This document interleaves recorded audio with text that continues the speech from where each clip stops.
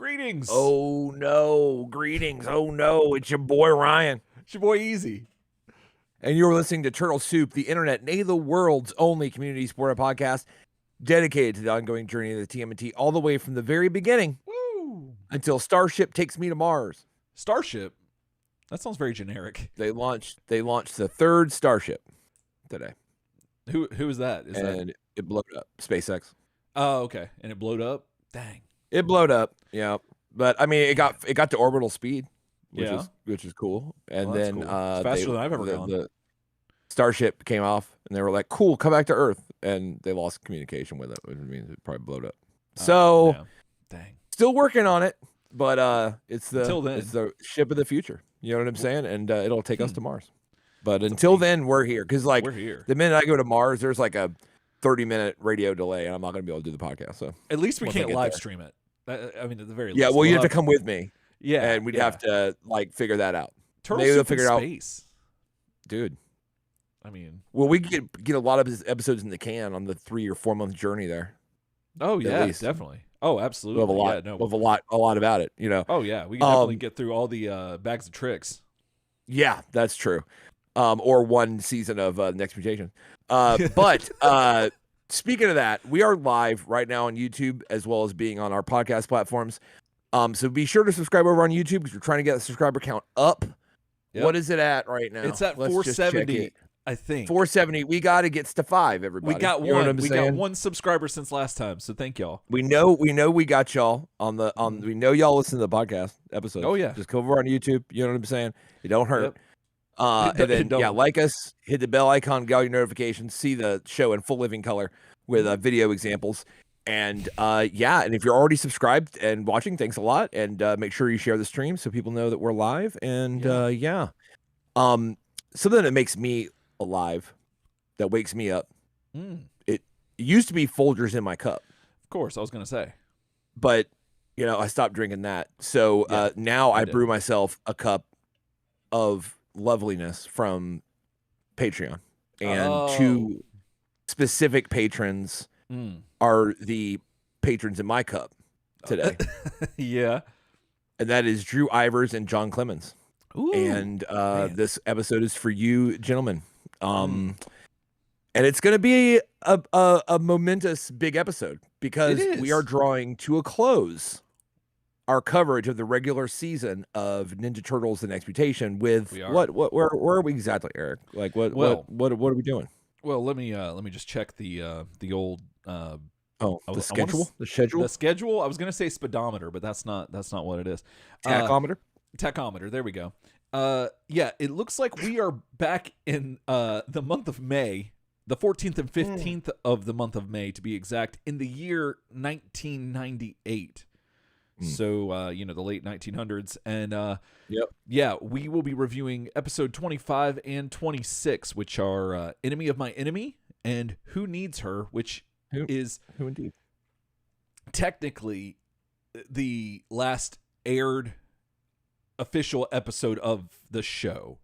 Now, there is some confusion as to whether or not like this is the actual order in which like it was supposed to be, but the things that we saw, like, and the way we laid it out originally, that's how it was. And I don't know. I think it works out all right, but we'll save our thoughts, till the end. But that's what we're doing. So that's and what we mean by the official like end of the season is that there are 2 more episodes. I'm gonna see so you can see me in the camera. 2 more episodes that are Power Rangers in space. What's the word? Crossover. And so we're going to be reviewing that next episode. And then after that, we will be done with the series of we will never see them again. In on this, as far as like live action, we are going to see them in toy form, however, because we have toys. I know what you mean. But I do. I want to tease something real quick. If anyone has any information about the toys for, here, let me see. Our buddy Jake sent us Venus. Over here, so got her live in full effect. But the Dragon Lord figure looks a little different. That's all I'm gonna say. He looks a little different. And I did some research. I couldn't really find anything, probably because I didn't dig deep enough. But if anyone knows turtlesoupshow@gmail.com. Let your boys know why the Dragon Lord looks so drastically different than his live action counterpart. But yeah, we're hoping that the next few episodes. So next episode is the two-parter of the Power Rangers crossover, and then after that, I believe we're going to be doing the toys for this series, and then I think we're done. Like with Next Mutation, like it's it. Back to toy reviews, which is I'm so excited. Fun because we have not done that in a long time. No. And I am super stoked because it's always a good time. If you're new here, go listen to our toy episodes. They're a blast, and they're pretty good. Thoroughly enjoy them. So, yeah. Nice. So how you been? We got a little time. We don't have any emails, so we got a little time for how you been. Some personal garbage, if you will. Yeah. I've been okay. Just having to get my mental health in order by just repeating mantras over and over again of just things to keep you from the horrors persist, but yet I remain. Yes. However, one of the bright shining moments of this week between our recording sessions has been Farmer Greg and I started watching Avatar: The Last Airbender, the Netflix series. Okay, I've heard it's good. Oh yeah, I think it's 8 episodes. We only watched the first one because I like to baby bird it a little bit. I like to spread it out. And it was that first episode's fantastic, and I am elated because you never saw the animated series, right? No. Okay. It's so the guy that's made Star Wars like amazing. It's Filoni, David, the guy that wrote Mandalorian and did all that. He's got the cowboy hat. Yeah. So he created, if I'm not mistaken, I know he had a huge hand in it. I'm not sure if he actually created it, but he definitely had a huge hand in the making of the animated series and the whole series together, if I'm not mistaken. And so if you're impressed with what he's done with Star Wars, a lot of that can be seen in Avatar: The Last Airbender, and it's amazing. Nice. And the first episode is they cover a lot of ground because it's a shorter amount of episodes than the animated series, but it's still impressive. And the last time we had a live action Avatar was M. Night Shyamalan's, and I couldn't even get through the first 30 minutes of that because it was so whitewashed and terrible. And but this one they have like rough. It's god awful, and I wanted to love it so much, but the cast is fantastic and everything seems legit. The only thing I noticed, and it could just be me because working in audio, you and I hear things differently sometimes. So Farmer Greg didn't hear any of this, but like I can't tell if they do ADR or if just the way they mic'd the vocals. It could have been the way they mixed it, where they were a little too hot or too present. But something was a little weird for me. But in that regard, like as an audio engineer kind of thing, I don't think a normal person's gonna notice it. They're just gonna be like, "Oh, I could hear everything that they were saying, and it was clear." Okay, but I'm like, "Oh, these sound a little bit like too loud." But maybe that's sometimes I get taken out of something and this is really strange.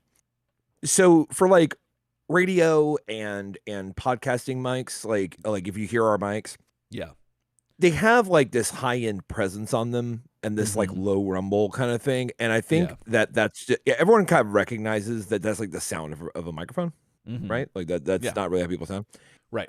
Sometimes in TV shows or movies, if the vocals sound too much like a radio mic, like it's almost too good, the dialogue sounds really, it has that really sizzly high end on it and stuff like that. It sounds like a microphone.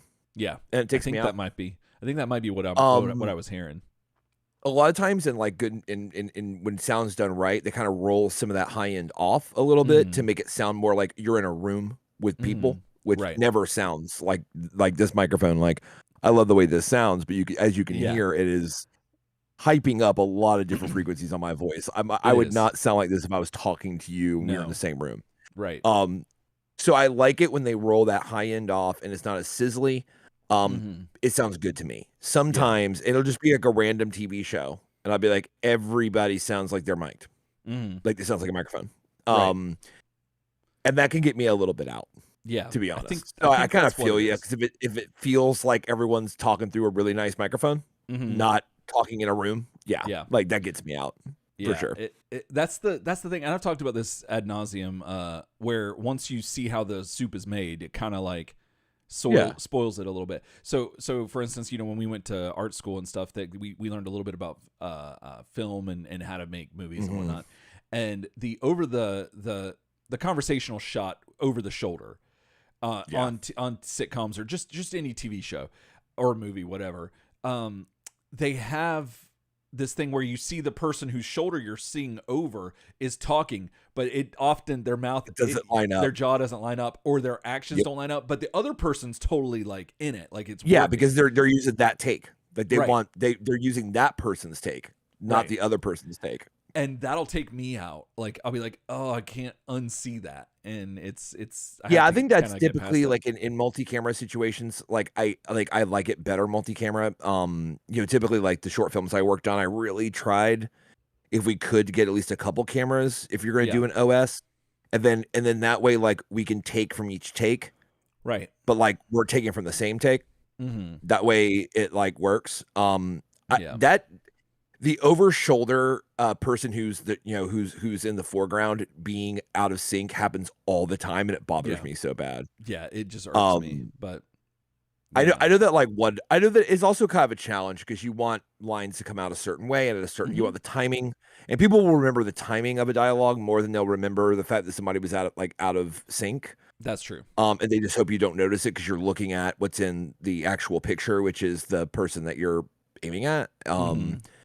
But like OS can get really weird, especially if it's very back and forth, like very quick. Which is where like when we were shooting a lot, I would try to get a second camera to hit the other OS at the same time. That way, like we can kind of like it looks better, sounds better. But but the other thing too is like ADR, like If ADR is not done well, like if you've worked in a movie, you can hear it. Yeah, like you totally can hear, even if it's like it's a Hollywood job, you still know the difference, and it breaks some of the magic of it. Like to me, But I mean, I just remember the first time I got my hands on ADR placement software, I was blown the hell away. Oh yeah, because back in the day, ADR, I mean, and that stands for artificial dialogue replacement. And what you basically do in ADR is like, let's say you have a room mic, but like the place you're shooting is really noisy. So let's say you're in a cafe. Normally, like if you're shooting it on location at a cafe and you have like extras in the background, you're gonna hear shit from them. Even though they don't have them talk usually, they have them like mime like they're talking. There's still rustle of fabric and crap that you don't want on your vocal track. Right. So what you do is you would replace the whole scene. So the scene would be all the audio's cut. Then you would add in cafe sound effects that you want. Right. Then you would have the actors overdub their dialogue like or whatever. But you have to be really good at it because they have to be able to hit. The lips have to match up to what they're saying, right? I mean, or it looks like really bad. It does. Like really bad, like dubbing or whatever. But the first time I got my hands on software that the person just got it 80% there, and then it just used the original source audio track, cut up the audio track that like they just put down in ADR, edited it and spaced it out to be exactly what it was, blew my goddamn mind. Yeah. I was absolutely floored. Yeah. I'm like, wow, this person was kind of off. Let me see if the ADR software will fixed it. I'm like, that's wild. Cool, because that replaces a lot of hand editing like that I would have to do normally because like you're only going to get it so close. People usually don't like one take J ADR. Like it's like rare. So but as an audio editor, and Eric, you know this, you start to become like really familiar with what words look like on a waveform. Oh, absolutely. And what consonants and vowels look like. So you start editing it and spacing it out to match the original track. And you can do a really good job, but this guy's one click of a button. And I was like, oh, game's changed. Like it was super sweet. It kind of, when you were talking, I was thinking you were talking about how when you're doing crowd shots and stuff, you have like rustling of clothes and things like that. Yeah. It just kind of reminded me that last night, my wife, Shannon, she she was she got back on this thing. She'd been on it a while back, but then she was telling this this YouTuber streamer guy or live streamer guy that she watches about, have you seen this thing? And what it was David Bowie's Dancing in the Streets, and the video for it. And she's like, have you seen that video? Just because it's a ridiculous video of him and Mick Jagger just dancing all over the place. Yes. But then there's also a video that somebody made where they took all the audio out and they just did what you would hear if it was just filming two dudes dancing, and it's hilarious. She was crying for about 10 minutes. I don't know if like it's the same person, but did you ever see those old videos where someone did like movie scenes without the music? Oh no, I know what you're talking about. It was a big thing where like the first one that dropped that I saw that got really viral was they did the medal ceremony at the end of A New Star Hope, Wars. Star Wars, and you hear like Luke's leather jacket like constantly like squeaking, and then like everyone's just awkwardly like all those rebel soldiers are just awkwardly standing there, and you're like.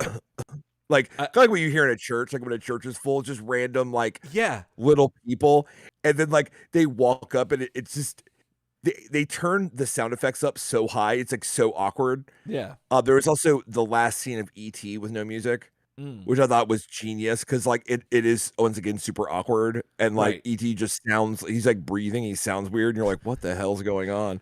Well, that's what I'm glad you brought this up, because what's funny about that is that, think about it. Like, the Rebels wouldn't have had time to put a band together, much less if the Rebels had their own band, or orchestra. That would be extremely weird. So, like, what would you be hearing there? It'd be dead silent. Yeah, would it just be dead silent? Like, the closest thing I could think of is that Battlestar had moments where they were having like meetings or like special ceremonies. They come to parade like and they have like a ceremony. Yeah, but it felt a little different than the Rebels, who because they had, I guess, because theirs was more military and they had procedures for this thing, and that's why it didn't feel quite the same way. But like at the end of A New Hope, it's like these are just rebels that just like ragtag people just come together. Like what?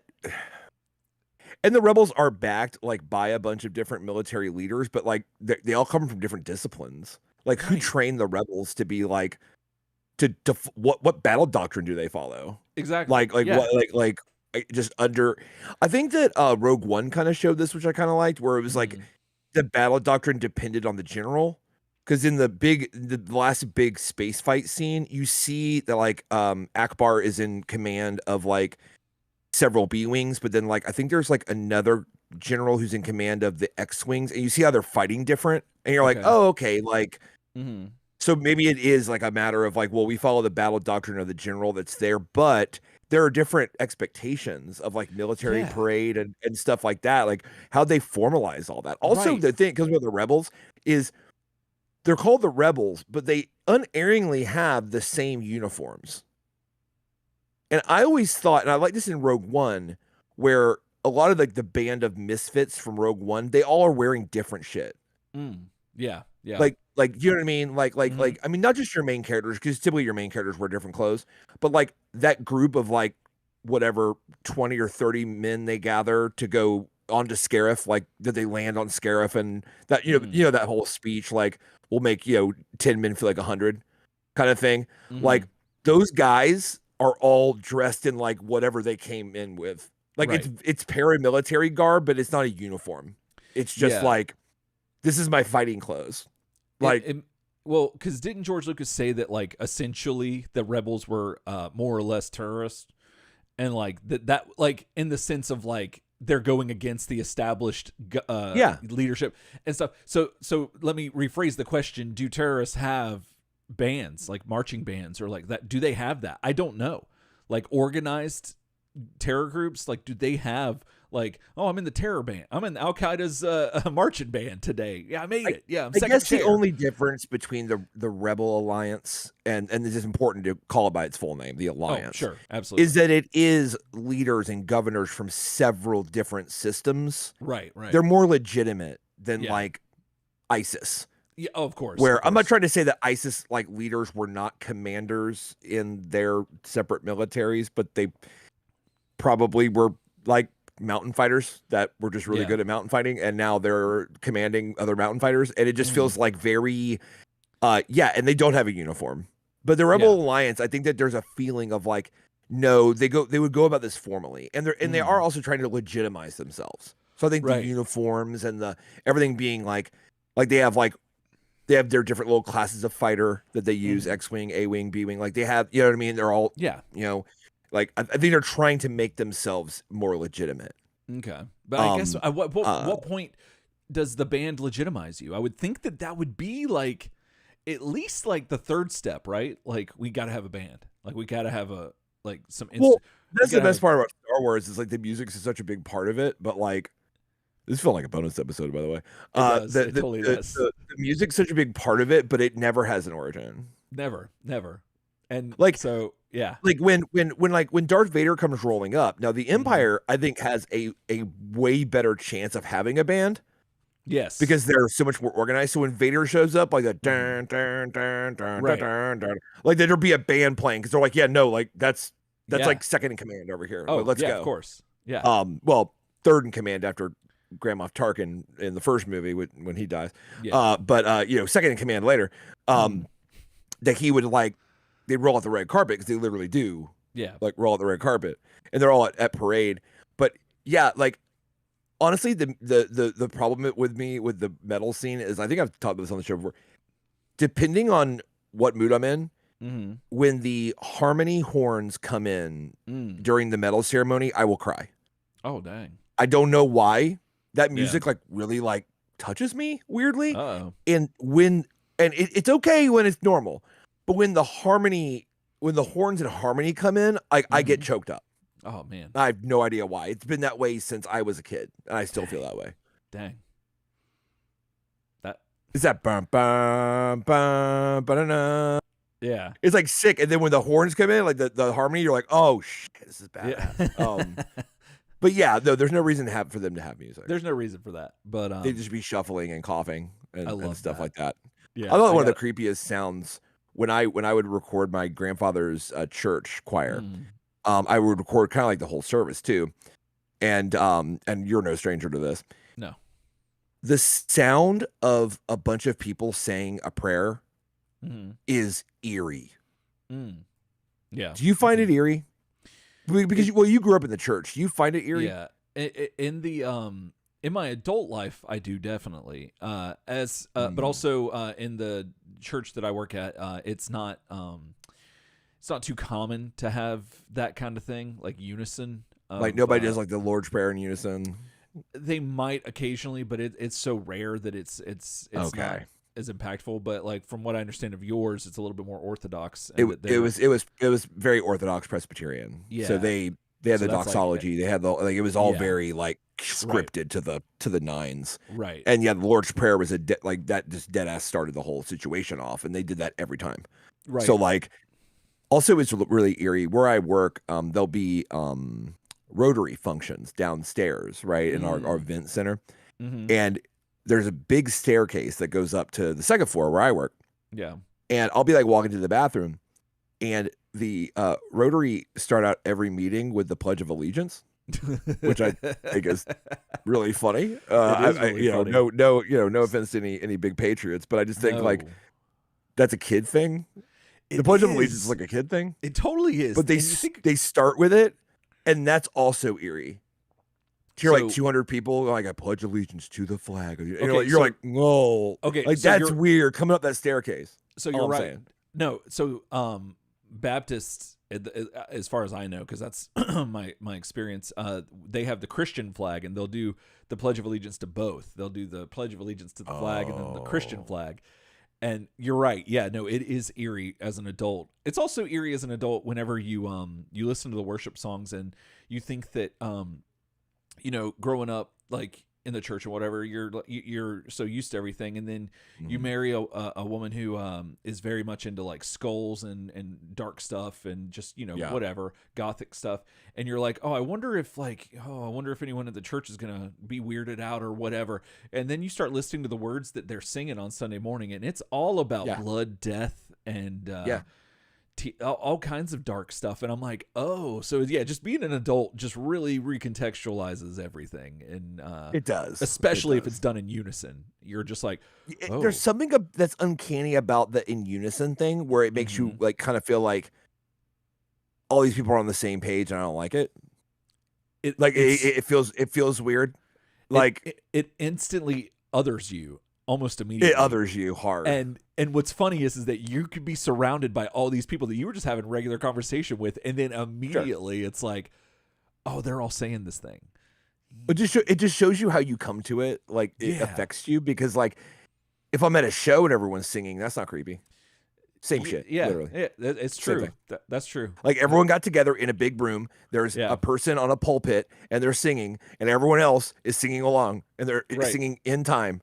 To the point where like the person behind the pulpit will just stop singing and give the mic to the crowd and have them sing, and everyone loves that. Yeah, he stops doing his job and lets you do his job. Yeah, stops doing his job. Is literally actually more unhinged than church. Yeah, in absolutely. a way, but I'm completely fine with that. However, you get some dudes doing the Lord's Prayer in unison, not missing a step, and I'm like, no. Yeah.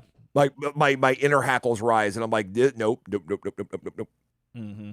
So yeah, it's really weird. It's very weird. But that's not really a statement on Christianity, by the way. No, to be just clear, in general, just to anything. our listeners, it's more of just like it feels, and God, this is gonna be offensive too. It just sounds cult-like. And that it absolutely does. It absolutely does. Like, I'll tell you the thing that freaks me out that I saw at Presbyterian Church, which it rarely happens because they're very ordered, right? Yeah. I'm sure this happens more in Baptist faith, but like it would happen occasionally where the preacher would start kind of going on and would get a little souped up. Not that souped up because it's Presbyterian, but a little bit. Yeah, not this souped up either.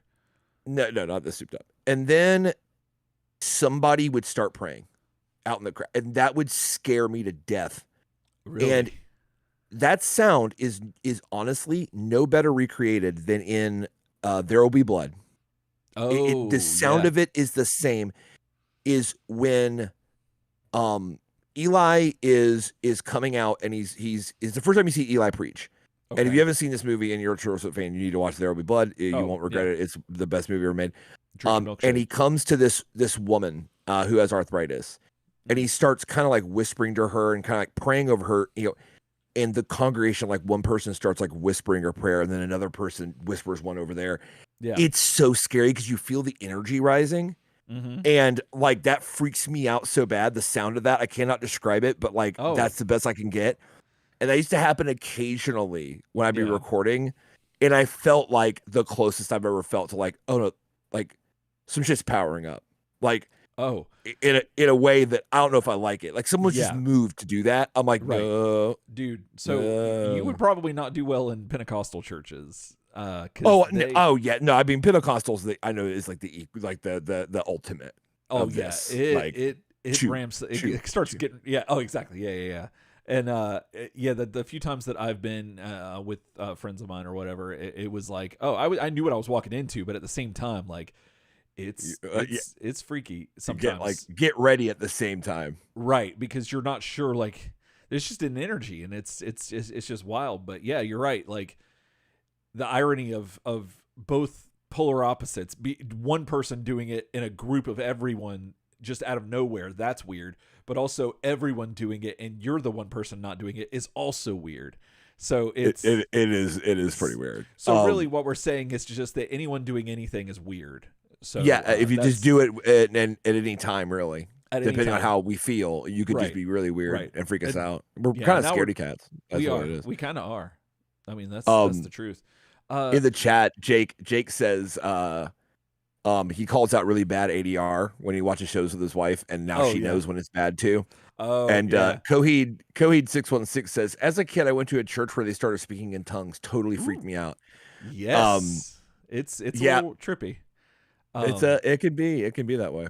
Yeah, I'm so glad you brought that up. But since Coheed brought it up real quick, they so when I worked at the Christian radio station, they had these tapes that I would play Sunday mornings. Like I'd get up at 6 and I'd have to go to the radio station and play the sermons on Sunday morning. And one of them was this couple that would talk about just different things, and they talked about speaking in tongues. They're like, it's real easy.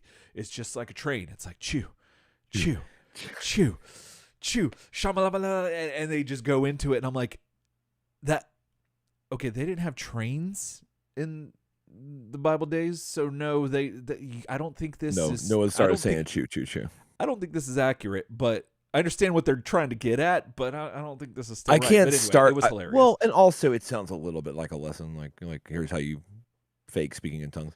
It does. There's last thing I'll say is there's a book. Chris Beckett wrote a series called Dark Eden. I've talked about it on the show a million times. It has 3 books. They're all excellent. So just they're the best. They're some of the best science fiction I've ever read. And in the 3rd book, it's called Mother of Eden, and it's honestly a really quiet book, but I think it's really beautiful because the basic premise of the book series is that a long time ago, some humans crash landed on a planet that is called Dark Eden. The reason they call it that is because they thought it was an Eden planet, and it kind of is, but the problem is it has no sun. There's no star. Right. Or the stars burn out. You don't really know because the story is told from the perspective of their descendants. So the 4 or 5 people that crash landed on this planet had children, and those children had children. They're all inbred. Okay. And they have like it's very common to have like a cleft palate. Yeah. Or to have your face deformed, and they call them bat faces because they look a lot like the bats that live on that planet. And the whole planet's like phosphorescent. That's how it gets around not having a star, which is pretty cool. So like everything's phosphorescent. Cool. Yeah. There's also people with a known inbreeding defect is feet, deformed feet, and they call them claw feet. And it's not that you can't. And by the way, it's funny. They don't consider them unequal in society. They just that's just what it is. The only thing is. They're not really encouraged to reproduce. Yeah. And it sounds like eugenics, but like in the book, it's kind of like, no, they all get it. Like nobody with a cleft palate wants to have a baby to like give that baby cleft palate. So they're trying to breed it out in a way for survival. Yeah. And stuff and whatever. But anyway, it's wild because like obviously those humans taught them to speak and stuff, and they speak, but they speak like children because they have never. By the time they grew up, their parents were dead, and they've been passing all this knowledge down. Just they don't have writing, so it's literally been over like word of mouth. Anyway, an event happens in the 1st book that creates a religion, and the religion's created by this crazy woman that you think is just bullshit. Right. Okay. But then in the 3rd book, things have evolved so much, and it's been like hundreds of years later that the whole book follows one woman who is training to be a priest or a priestess in this religion. Okay. Right. And she is waiting to feel the calling, right? Which is a lot like speaking in tongues. Okay. Where all of a sudden they worship their mother, Angela. The mother of all, which is the human woman that came down. Right. And it's all about Mother Jella, Angela, all this stuff. And it's a really crazy book because you see that the priestess she's with goes town to town, and I hear Jella speaking, loving her daughters and her sons, and like really like helps people out. But this woman's like, when am I gonna feel Mother Jella? Right? Ooh, yeah. Like. And there's all these questions. And the last thing I'll say is I'm not spoiling anything because the book goes so much deeper than this. But what I will say is it's interesting because you just don't totally know if it's real or not. Okay. And you could be cynical about it if you want, or you can be real about it, or you could think about it from a lot of different angles about like, do these people truly believe they're hearing Angela speak because like they've been raised like that?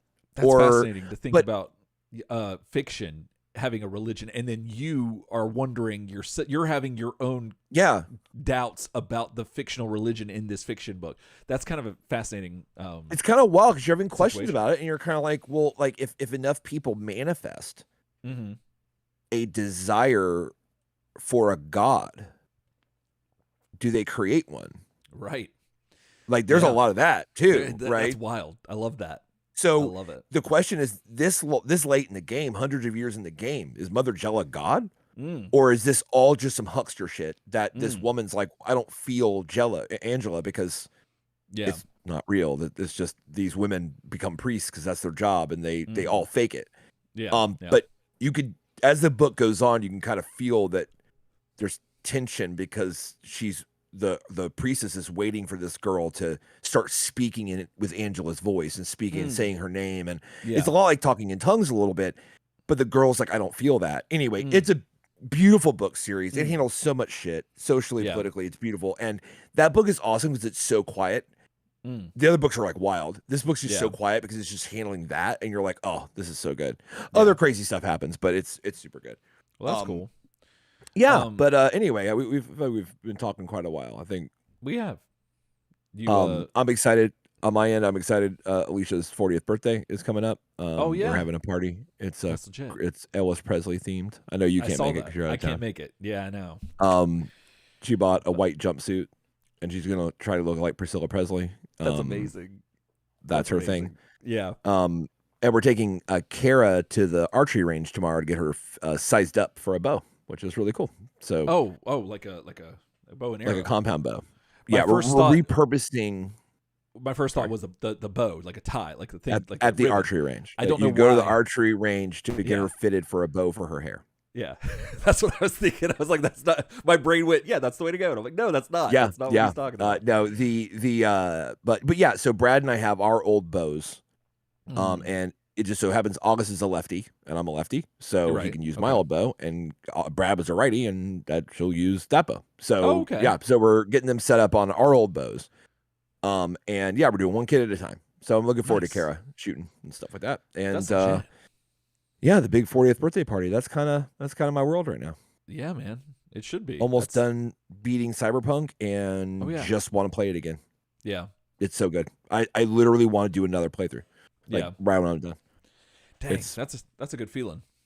It is a good feeling. It's that Fire Emblem where you're like, you get done with like 3 houses and you're like, again? Yes, I'll do that. Yeah, I just beat Mega Man 11. So I think I've beaten all of the mainline Mega Man games. And nice. Yeah. And I just did my Mega Man review, which is on my YouTube channel, if anyone's interested in that. And so, but I think it's time, Ryan. I think it's time. It is After time. All of this time, it's time for us to end. I mean, I'm still into you too, but like, not the band. The band sucks, but well, they don't suck. I just don't like them. But what I changed? I flipped. I said that Paramore. No. You too. You said after all this time, and I said I'm still into you. That's a Paramore reference. And I said I'm still into you too. And I said not the band. Oh, they suck. But I said no, they don't suck. War is a good record. War is no. All accolades do. I just at Chung Baby, either depending on the day, I really like it or I don't like it. Mm-hmm. And Joshua Tree's overrated. Joshua Tree is the beginning of the most boring rock sound that like the most boring bands have like they like whipped up some dark magic on Joshua Tree where they were like, if you just play mid-tempo songs with a lot of delay guitar and just sing forever, and the songs are 5-6 minutes long, everyone that thinks they have a heart will love it. This is the same manual that was followed by Coldplay. Coldplay was like, Joshua Tree, we can make albums and albums and albums of that and no one will care. And it turns out everyone just did that. Everyone was like, no, I love mid-tempo delay guitars forever. And a person is going, yeah. Yeah. The compressor keeps and like piano and like and piano and like fucking drums that are just like a loop and everyone's like, oh, take a Grammy, take 5-10 Grammys. That's literally like how they like made the blueprint, which is unfortunate. Some of them songs, but I get what you're saying. No, I mean like okay, I get it. Fucking Broken Clock. Do you know what I'm trying to say? I understand exactly. Like 311 has songs I like. Disturbed 311 has a lot of songs I like, but I mean, like like I said, you could throw the dart at the dartboard, bro. I mean, like That's seriously, true. like you can. I mean, just you're blindfolded. I mean, you're eventually gonna hit one. I mean, you know what I mean? I mean, like every band probably has one song I like. That's a fair assessment. That's true. We should make that a whole YouTube channel of us trying to find the one song that Ryan likes from all these bands that Ryan doesn't like. Coldplay has one song that I really liked. It was like one of their first singles, and I remember, and it didn't sound like Joshua Tree, and I went like, oh, cool, yeah, like that's neat. It has a cool bass line. I like that song. Yeah, and then it was the most mediocre. The hyper on Rush of Blood to the Head is seriously like the most obnoxious thing. Yeah. Like, so what? Yeah, that record blows. That is literally like your Radiohead is still buffering. Is what that record is. I don't sorry. Really care for Radiohead, so Radiohead is so much better in every way than that band. That band is the most boring ass band, and I'm pretty sure that seriously they sit in their fucking mansions and they just go like, dude, we just did delay guitar and piano, and we just did it for like 5 minutes at a time, and everyone just loved that shit. Right. And bro, you married Gwyneth Paltrow, bro. He's like, oh hell yeah, dude. Like I did that. Like I'm a ball-headed nerd, bro, and I just like hit this shit up, and everyone's like, yeah, dude. Like I told you. People just wanted Joshua Tree over and over and over again. What if that was the inception of the band? Is like they made a bet. They're like, yo, I'm telling you, it's just Joshua Tree over and over again. Just get them delayed guitars, and we're gonna make millions of dollars. They're like, all right, I'll do it. It's a bet. And then all of a sudden they're like, look at us now. I think my entire life would be changed. Easy. One time, Shane and I developed a theory that we were going to make a new metal band because we could play it. And we were going to literally get some crazy singer, like just somebody who looks like he'd like kill you, or a girl who's goth. And we were just going to make a band, and we're going to consider it like our time in the army. Like we were going to have that band for 4 years. Yeah. And make like albums and get paid and then leave. And then everyone's like, oh, what happened to that new metal band? And we're like, no, we play what we want now.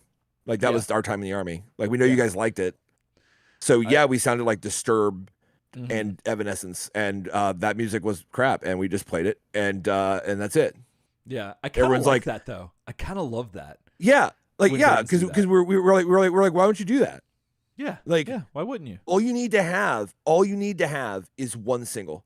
Yeah, that's it. Yeah, and royalties forever. Evanescence has like dead ass 2 singles. Yeah. Never work again. Yeah, and their drummer was the guitarist for Living Sacrifice, who I love a lot, and I always thought this. Yeah. That's literally what I thought about him, was like, oh, he's just getting a paycheck. 100%. It's like, yeah, which they're fine. People in different industries, in different entertainment industries, do it all the time. Absolutely. Freaking directors. Yeah. Directors make like the movie where I just want money. Yeah. Like. That's the only reason that your boy be caught dead directing Baby's Day Out. That movie's like one of the worst movies ever made. Who is it? I don't know. Or he wrote it. Yeah, I don't know. The guy who did all the Rat Pack movies. Oh, I'm John Hughes? On his name. John Hughes, yeah. John Hughes literally called Baby's Day Out his Chris Craft movie because he wanted to buy a Chris Craft boat. They were very, very hot in the 80s. They were like all wood speedboats, and he just really wanted a Chris Craft. And he wrote and sold Baby's Day Out, and he literally said, dude, that was my Chris Craft movie. Think about having so much, like, you have the ability to just do something, but you're not thinking about it in the realm of like, I want to create this for art's sake, or you can see something you want to own, and you know that if you create something, it's basically creative currency, essentially, is what it is. Yeah, like that's. Why do you think David Lynch directed The Straight Story for Disney? Oh, I didn't know anything about that. Think about that. He directed a movie about an old man on like a lawnmower, and it's just a Disney movie, kids movie called The Straight Story. David Lynch directed it. Why do you think? Disney probably gave him so much goddamn money. He probably sat there and directed it half in his sleep, and he bought his house, and he's like, all right, well, that's set. That's just fascinating. I can do whatever I want now. Yeah. I would love to one day be in a position to be able to sell out like that, I guess. But anyway, well, our plan to make this podcast until it made us like millions of dollars and then quit and not give a shit hasn't been working out so far. So I feel like maybe we're not so good at it. But if you want to help us achieve that goal, you can go over to patreon.com and find We've Done Been Making a Podcast, and you can get yourself a lowest decks in the business 1-800 yes 1-800-www.turtlesoup.show.com bumper sticker. It's .com. Is .com. You're no, support the podcast enough and we'll stop making it. Yeah, or we'll make more. So either way. That's a threat. Yeah, so either way. Just yeah. Oh so, man, we got threads, calls in the chat for the Couchabunga tour. Oh yeah. If y'all send us enough money, we would do it. Yeah. Oh my god. We talked about music, so chat is like blowing going about crazy. Music. Okay. Coed says U2 is all right, but overplayed. Yeah. Jake says agreed. It's like watching paint dry. He says, but how about the U2 song from Batman Forever? I don't remember that thrill one. Me, kiss me. That song was okay. And I think Yellow is the song, Jake, from Coldplay that I like. I hate that one. I don't like that one. I need to hear it again. But I was like, no, that song's kind of cool. Yellow. And then it was like, nope. And then Emil says, bunch of triad playing motherfuckers, which is true. I'd rather listen to. I'd rather listen to Patton's complete discography than another Coldplay song block. Yes, and that's funny because to me, I'm all about it. Turtles related now, so we're Yeah, no, he's in the family. I hate to tell you, M. Yeah, but he's part of the fabric. That's genius. Jake, how was that Japanese band you went and saw? Because they play around here in Orlando a bunch, and I've been meaning to go, but I never did. But their stuff is really fun, and I saw you went, and I was super jealous. But because it looked a lot of fun. I think it's it looks like October Beaver or something like that, but I can't. My brain can't say it out loud properly. I don't know. I just can't. But they're. I listened to their record and it was pretty good. But I saw you went, and I was happy for you. But speaking of being happy for things, I'm happy for us. I'm happy for the Turtle Soup family, the community, because y'all, we've made it. We've finally made it. We are at the culmination of what has now been over a year's work of Turtle Soup deep dive and daddy dedication to dismantling, deciphering, discipling, just utter discipline of soul searching. I've become a shinobi in this time. Absolutely. I've learned the scrolls. Yeah. Exactly. Let's go. Right. Yeah. You bought balls because of this show, didn't you? Didn't you get those balls? I did. Yeah. I keep meaning to bring them in here. I bought those Soki balls or whatever they are. I use them when I watch TV. Dead amazing. Serious. And so this show, I'm just so glad we're here, and we're gonna save our thoughts till the end. But guys, here it is. We're gonna blaze through these reviews, and we're gonna kind of like then we're gonna talk about the show a little more, right? So buckle and up stuff, and then probably do a little more another kind of a little bit of a round trip conversation at the end of next episode when we really finish. We have the Power Rangers and stuff like that. But yeah, so you ready to get started? Hell yeah! Shout out to Alicia for bringing me coffee. Oh, so it's been chilling right now, so I'm getting ready to get into that when we get to the review. Alicia, your wife. Alicia, my wife, my excellent wife. Never gets old. Next mutation. You know what I mean? We're at the end. It's episodes 25 and 26, or 24. No, 25 and 26. Sorry. Yes. The last two episodes. There has been. Everyone has an opinion on what order these episodes aired, should have been aired, were supposed to be aired, whatever. We went off of what the internet all agreed when we laid out our episodes. Now the internet disagrees. Yep. These episodes feel like ending episodes to me. I'm just gonna say that. Especially Who Needs Her. The second episode feels like how they would intend the show to kind of end. And it's appropriate title. And to be honest, it's a little bit of a wraparound to the beginning of the show where she showed up. Venus showed up. So I'll give a preview. I'm not upset that these are the last two episodes. I'm just gonna say that. But I've read some internet commentary where people were like blah blah blah about it, and it's like, well then, I don't know what to say. So this is the episode Enemy of My Enemy, episode 25 of the series. Here it is. Borough of Manhattan. We open up in the turtle lair, and Venus is meditating. And the minute you see that, you're like, this probably going to have something to do with Venus. And she's in the caboose trying to meditate. And Donnie is doing something with a Tesla coil. And he's like, electricity, turtlefied, certified, science, baby. Like, he literally couldn't be any more. Certified. He couldn't be any more science than he is right now. Yeah, like no. When Thomas Dolby told us that a random woman, blinded him with science. Yeah, this is probably what you're seeing on screen. Was probably the last thing Thomas Dolby ever saw in his life. And this is probably Donnie's attempt at blinding Dr. Queez with science. Fair. I mean, he's making enough noise because Tesla coils are loud. Oh yeah. By the way, in real life, they're loud as shit. Yeah. Like, they have them at. Have you been to a Lightning game or anything since they put the Tesla coils in the ceiling at Amelie?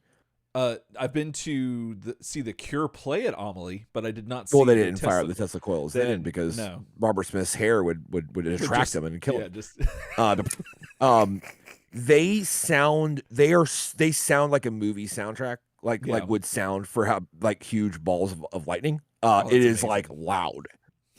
So this is fair. A Tesla coil that size would be loud as shit. Right. As the electrons, push the air away in very loud ways. Yeah. So this is not. I just noticed this giant ass blue lock right here. Yep. Why is that? Like, what the fuck is going on in this? Don't break into my Tesla coils. That's what that says. Sorry, continue. Like, don't see the inner workings of my Tesla coils. Yeah. Come on, my Tesla coils. Well, obviously, this environment is not conducive to Venus doing her shinobi business. No. So she pops out there and she's like, I live here too. And by the way, I was meditating. And Donnie's like, yeah, well, screw your crap. This is a house of science, baby. Blah. And you're like, okay, we're doing that. All right. Yeah. Sounds like we're doing the Venus and Donnie. We've done that about spiritualism. Now we're doing it about. Now it's the same argument from before. Mm-hmm. Donnie continues to be obnoxious and blind her with science. So she takes her shinobi balls and throws them at the thing and destroys it. Mm-hmm. Probably months of work. I mean, who knows? Donnie may have been close to like harnessing true like free power. And she's like, I have to meditate, and she breaks it. Yep. That's when he calls her a superstitious voodoo princess. Yeah. Fair, right? Yeah. And then we part ways. They're not in a good place. Meanwhile, in the alley, in a scene that feels like it just comes out of nowhere. Like this scene is just like, what's happening? You have excuse me, boys. That to me feels like whenever someone walked in on me and you being particularly gay. Oh yeah, like we'd be sitting around just like not doing anything, and then the same happened with my friend Jonathan. And then like the minute someone like walks through the front door, I'm like whispering in your ear. Right. Yeah. And everyone's like, "You guys were just alone." It's like, well, no, we don't normally do this. No, it's just this one time. There's a lot of context. Like, excuse me, boys. You're like, fuck. Like that's how I feel. So it's nighttime, and Splinter's out in the wild, walking down an alley. Mm-hmm. And we see like something's going down, and there are two like hoodlums beating up an old man, and Splinter will not let that stand. You know what I'm saying? No. So he rolls up like old dad, like, excuse me, boys, and does a little rope-a-dope trip him around with the stick and all this stuff, and the dudes actually run away, not because they're worried about getting their ass beat, which they should be. Yeah. They're more worried about the fact that he's an anthropomorphic rat. And they see it, and they're like, get out of here! What's New York turning into? And they like run. Mm-hmm. Yeah. This gives Splinter a chance to go and comfort the victim, who's all in these like rags and stuff. And we find out it is none other than Oroku Saki. Yeah. Down on his luck, dick in the alley dirt, completely just got hair that looks like, I don't even know. Like it looks like a nightmare. Like he is down on his luck. Mm-hmm. Getting beat up by two dudes. Granted, Master before this, we were pretty sure that Venus had just destroyed Oroku Saki's soul. Right. Turns out she merely, like, I guess, stripped him of his power and confidence, and she really messed him up. But he made it out. He's like running around without a clan to call his own. You know what I'm saying? It looks like he's got like a suit on or something, doesn't he? Yeah, it's like almost looks like a David an overcoat. Yeah, it does look like Stop Making Sense. Like the next word he's like, I have a tape I want to play for you. You know, it's like you feel like what's gonna happen. But but yeah, so we're like, Oroku Saki, what the hell? Then it's so we come back to the turtle lair, and Splinter bringing Oroku Saki back to the couch plays off about as well as you think it would in the turtle lair. Yeah. You've got the turtles like, what in the hell?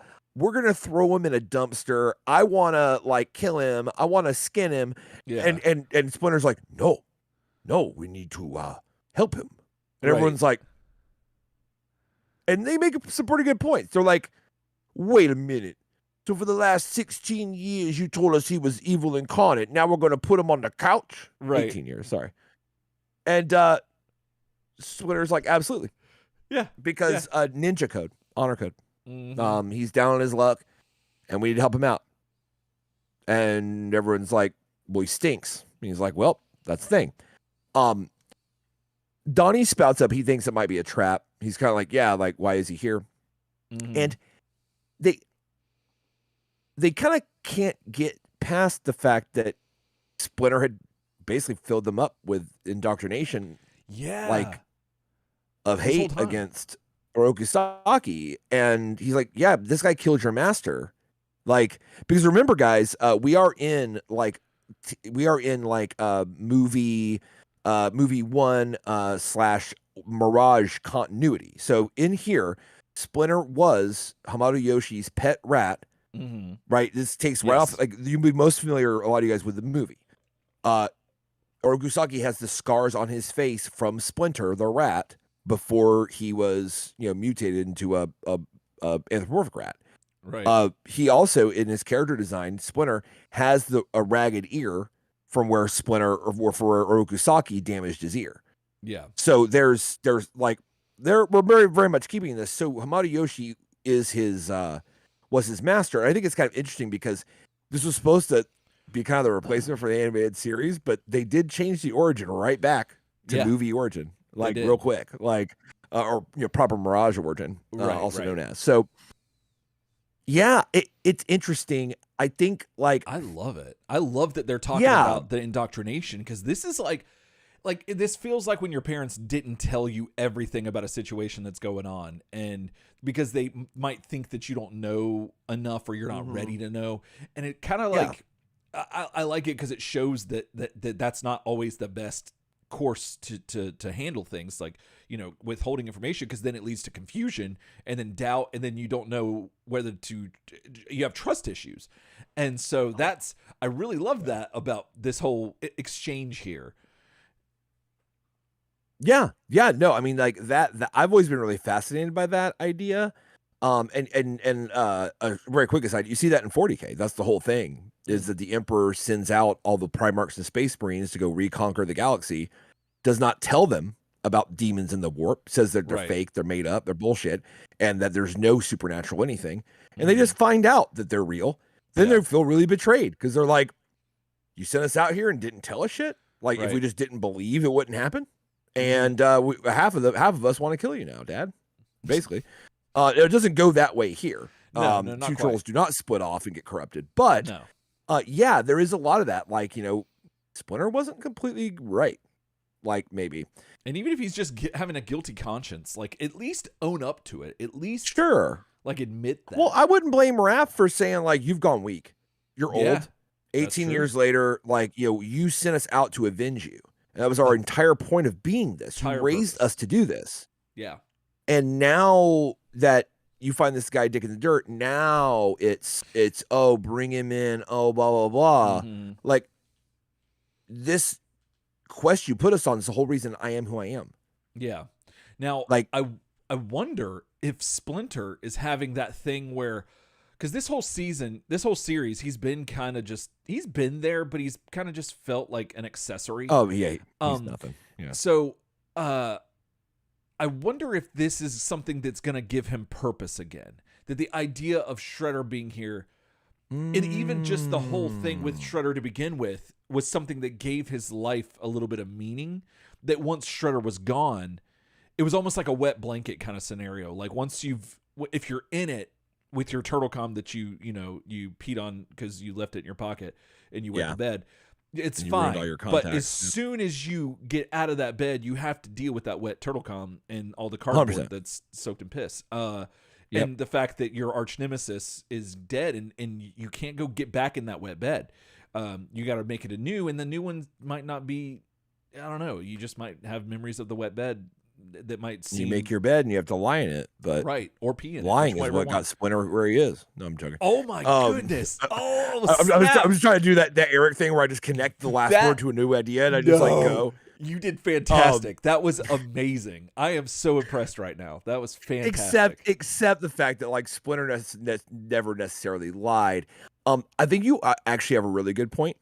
It is obvious that one issue.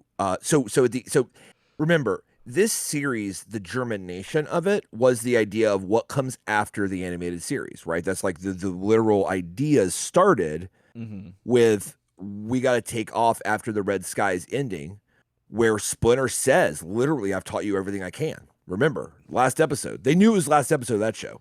Yeah. And they did end it with Splinter taught them the like rarest forms. I can't remember what the one was called, the crane or the whatever the fuck. But he taught him like, and he's like, that's it. You're now masters, right? Yeah. So that does give Splinter a lack of anything to do, because now he's kind of like a den mother living with a bunch of like fully trained ninja masters. Yeah. And this show, I don't know if it intended to do this, but really pointed that out. Yeah. Like, yeah, he has nothing to do. So maybe this is like, in a way, his pet project. Right. But I don't blame the Turtles for giving him a hard time, because that is completely a thing. Yeah. And these are ninja masters, technically. So they should be on the same footing as you. So they have a 5-1 vote now over you, right? Yeah, I think so. But anyway, the Turtles eventually agree to let him stay 1 week. 1 week. And Leo insists yeah, right. Leo also insists that one turtle always stays with Splinter because they just don't trust him. Yeah. Because at this point, Rokusaki, he's still passed out. They don't know his intentions. Yeah. And it's like kind of crazy. So at first I was like, oh, this is enough of an episode. You can make an episode out of this. But then we get to the Dragon Lord's headquarters, and I'm like, oh, we're going to wedge that into. Which is fine. The show's ending, and I'm like, we got to get more Wick and Dragon Lord in. I get it. You know, you don't want their last appearance to be their last episode that they were on before this, because that'd be unfortunate. Right. So Wick is telling Dragon Lord about an ancient relic called the Golden Shuriken, and that is the real tech. And of course, I love it because like Dragon Lord only knows like he's like new battle magic, and it's right? Like, and I love Wick's like you can tell that Wick's like yes, like if you want to put it in dumb words like that, yes, it is powerful battle magic. Yeah. And apparently it's so magical that the ninja magic was handed down to one ninja known as Yoshi, right? And you're like, oh, who was that? Oh, yeah. But apparently it was stolen by another ninja named Shredder. And then you're like, so in the past, Shredder stole the Golden Shuriken from Yoshi, probably when he like broke up his little house and killed Tang Shin and stuff like that. Right. I kill your wife, I kill your rat, I'm going to take your Golden Shuriken. I'm going to take your golden chain. Got him. So the Dragon Lord tells Wick to go get the Golden Shuriken from Shredder. I'm like, just give that to Wick. Yeah, like that's a job. So back in the Turtle Lair, Splinter's making tea, and Leo's still not cool with your boy. This is where we get our first shot of Oroku Saki acting. And let me just say. The guy who they got to play Oroku Saki is way over the top. Yeah. Like, you might call him Oroku Saki. Oh, if you were so inclined. Dang. There's moments. This is a personal opinion. You know, he's just like constantly yelling and his teeth are too big. So he's got like Gary Busey teeth. And he's just sitting there like, come on, I hate you. And you're like, oh, okay. But he constantly also looks a little. Oh, I know what hair he's got. Kirk Hammett hair.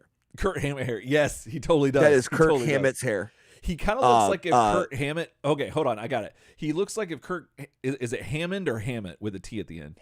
Hammett. Hammett. So it looks like if Kurt Hammett was turned into Kurt, like Captain Kirk. Kirk. You said Kurt Hammett at one point. If Metallica's guitarist, the other guitarist, if he was bit by a WB Buffy the Vampire Slayer vampire, yes, and then went to the estate sale at John Byrne, right? Wasn't it John Byrne? David Byrne. David Byrne's house and bought. Okay, I like that. I think that is going to get the picture for our audio only listeners. Like that's what he looks like here. Yeah, no. And instead of vampire teeth, he just has bigger teeth. He just has big like Gary Busey teeth, and he's just like chilling, and you're like, okay, but yeah, he is nothing but hate. He remembers everything. He's like, you suck.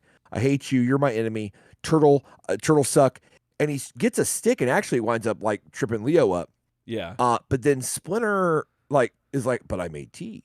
You see, and you're going to drink tea. and he's literally like coming to him like he's like a cornered animal. Yeah. And, he's like trying to rehabilitate kind of like a wild animal. Yes, yeah. Which is really ironic. And he does eventually take the tea, but I love it because he runs off in the corner of the room. Yeah. Like with the tea. It's literally like what like a wild animal would do, which I think is kind of funny. And so the Splinter says, hey, bro, you're going to join me in the way of the green. And Leo's like, yeah, the way of the green. Yeah, you motherfucker. Yeah. Like he's just getting in because you're like, I guess. Oh, yeah. And then Urokosaki says, well, you did save my life once. So just for tonight, we can do butt stuff. And no, I mean, I'll clean up garbage. Jeez. So later in the sewer, the Turtles and Saki are picking up trash because that's the green way. That's how you join the green. You just clean up garbage. And even the Turtles are like, what? They don't got a job. We're taking jobs from people out here. And like Splinter's like, shut up. Like, shut up. Yeah. And he's like, yeah, but you could say this is somebody's living wage. And like Splinter probably is like, well, no one, how do you think, why is this shit so dirty? Yeah, why is it still here? Because no one comes down here and pick this up, bro. It's the toilet. Yeah. We live in the toilet, dude. Remember. You know what I mean? Never forget. This is what it is. So that's when Wick and the Rank show up and they decide to fight. Shredder just like starts screaming and like runs away. Obviously not in his original form. And we cut to the Paradise Junkyard. This is just so strange. So now Shredder, and this is so strange because I guess like, so they beat it up, they beat them up, and they end the fight with the Rank, and so they all run away. Yes. And yeah, that's right. And then Wick doesn't have the shuriken because Shredder ran away. Right. But later on, topside, Splinter finds Shredder, and he's like, "What up?" And they start talking, and like Shredder feels a lot like oh god, what was his name? The dude from oh my god. See, I've been blanking on the names of things all day. I didn't get enough sleep, and it's been killing me because I worked with Preston today. And Preston was trying to get me to remember every actor's name, and I'm like, Preston, I am not in that place right now. Today, Bryan Cranston. Commando with Arnold Schwarzenegger. Okay. The guy who really likes knives. Because Splinter was that. Because Splinter, the action figure, you said he looked like that guy too. Yes. Forever ago. Bennett. Yes. So that's the attitude that Shredder has. Because Splinter's like, why did you run? Also, what's on your mind? I'm your friend. And he's like, fight me. Spar me, Splinter. Come on, spar me. And he's like, very well. And you realize, like, you're like, dude, like, Orokusaki, bro, like, you're running some Bennett right now. I think you get off on this, bro. And it's like kind of got me a little bit. Yeah. But they start talking about the old times and how they can never defeat each other. And Splinter's like, yeah, no, that's legit. He's like, I'll be straight up honest. Like, I got skills, and also I had like 4 of my sons who also had the same skills, and we couldn't beat you. I thought it was because you had that golden shuriken. Yeah. Honestly, to be fair, because like it's got battle magic. I don't know if you heard, and it's so strong that like that was kind of what I thought happened personally. And I love it because Shredder's like, I did take it, I did have it, and I stole it, and I still have it, and bye, and he runs away. And I love it because like Splinter's like, you have no honor, and it's like, this is a little bit like you knew I was poisonous when you carried me across a little bit. On Splinter. You know what I mean? Yeah. Like, the fact that he's like, blindsided by this is he's pretty blindsided by it. I think he really thought like, I'm gonna like, now Splinter goes back to try to make a little PR move to clean this up later. But now, guys, never forget that Splinter is straight up on Hushmouth after he's saying crap. Like, he's not a Hushmouth officially. He's saying like, "Oh, you're my, you are always the evil one, Orokusaki." But he's basically on Hushmouth because he's treading water. Because your boy got blown out. That Orokusaki would not like warm up to him and be his friend. Right. Like, he's like, well, think about it. I told my sons. The first thing that you do, the first thing that you do after you have some peace tea, is that you're like, "Hey, come pick up some garbage outside my house." Yeah, like that's not what you. That's not how you make friends, Splinter. That's not how friendship works. Especially with like somebody else who's also like a foot ninja master. Mm-hmm. You're treating him like he's like an initiate. Yeah. No. Also, we were just talking about how like it's been 18 years and like there's nothing else Splinter can teach the turtles, but he's still making them pick up garbage. Yeah, that doesn't make any sense. This is super weird. Yeah, the way of the green. He's like, this is dumb. Dumb. So so basically, like he runs away and make no mistake, Splinter is on Hushmouth. He doesn't know what's happening. He's very like betrayed, which he is, but is weird. Shredder also seems like he just realized that he had the golden shuriken again. Like he just remembered. Like he acts. And he's got it around his neck. Yeah. Like the whole time. Forget about that? Yeah, that you didn't feel he's that? Like, but I did like the fact he's like, I always thought because you had the golden shuriken. And Shredder's like, absolutely. Yeah. Which that's kind of neat. I do like that. I 100% took that from your master. It gives you, it makes it a little bit more personal, the whole thing. Like insult to injury almost. But also it does make sense as to why it explains it. Why some of the things that happened.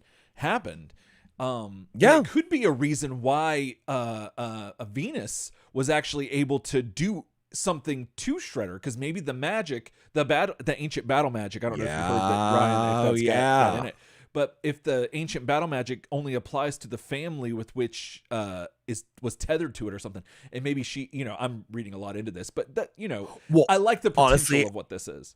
I think a big thing of it too, which I actually still kind of like, is the idea that like, the Foot Clan evolved. It's almost like an organism. The Foot Clan and Shredder evolved in New York in an environment where they only faced physical attacks, not magical stimuli. Yeah. So they were completely unprepared, kind of like the natives in Central America when the Spanish came with like their flus and their smallpox. Yeah. Like when they came with their diseases, they just had no resistance. Yeah, I think it was a little bit of that too. He had the shuriken. Oh, absolutely. I get you. He didn't know what the fuck it did. He like wore it and he's like, I always win. And you're like, well, right. Sure. Like, if you count getting away. And he's probably like, this thing is magical. It's like, doesn't actually know what it does. Yeah. He had never faced Shinobi. Right. And Shinobi's like, I know magic. Watch this. Look at your fucking reflection. Die. So like fair, right? Like, yeah. Like, but it is interesting. David Crosby does explain a little bit. Totally could have killed Shredder off the bat, first battle. Oh, I'm yeah. A mirror. I'm a mirror. I'm a mirror. Done. Straight up. Reflection. You're gone. Because once again, they had no exposure to David Crosby. That's true. Unless they were in Key West in the 80s. When he was had the like going up those poles with those short shorts on. But like, if they weren't down there, and I doubt it, then they had no previous exposure to David Crosby until this moment when he says, I'm a mirror. Right. And then you're already blown out. You're done. You're done.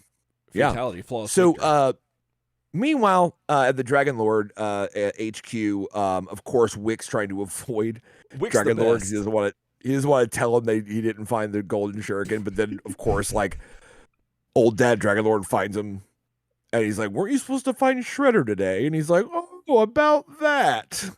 And Dragon Lord's like, "Well, screw it. I'll put together a team and I'll go get it because there we go."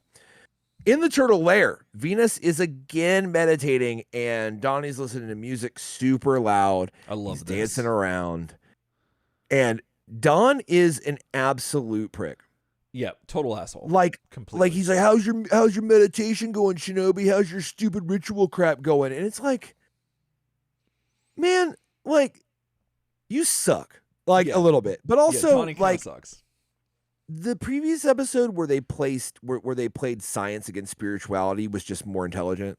Yeah, because this is just like she has a good point about I live here too. Yeah, and don't forget that your dad is all about meditation. So like, I mean, I feel like I'm kind of with him, and he obviously makes you guys pick up garbage, so he still has some sway. So like, why don't you stop?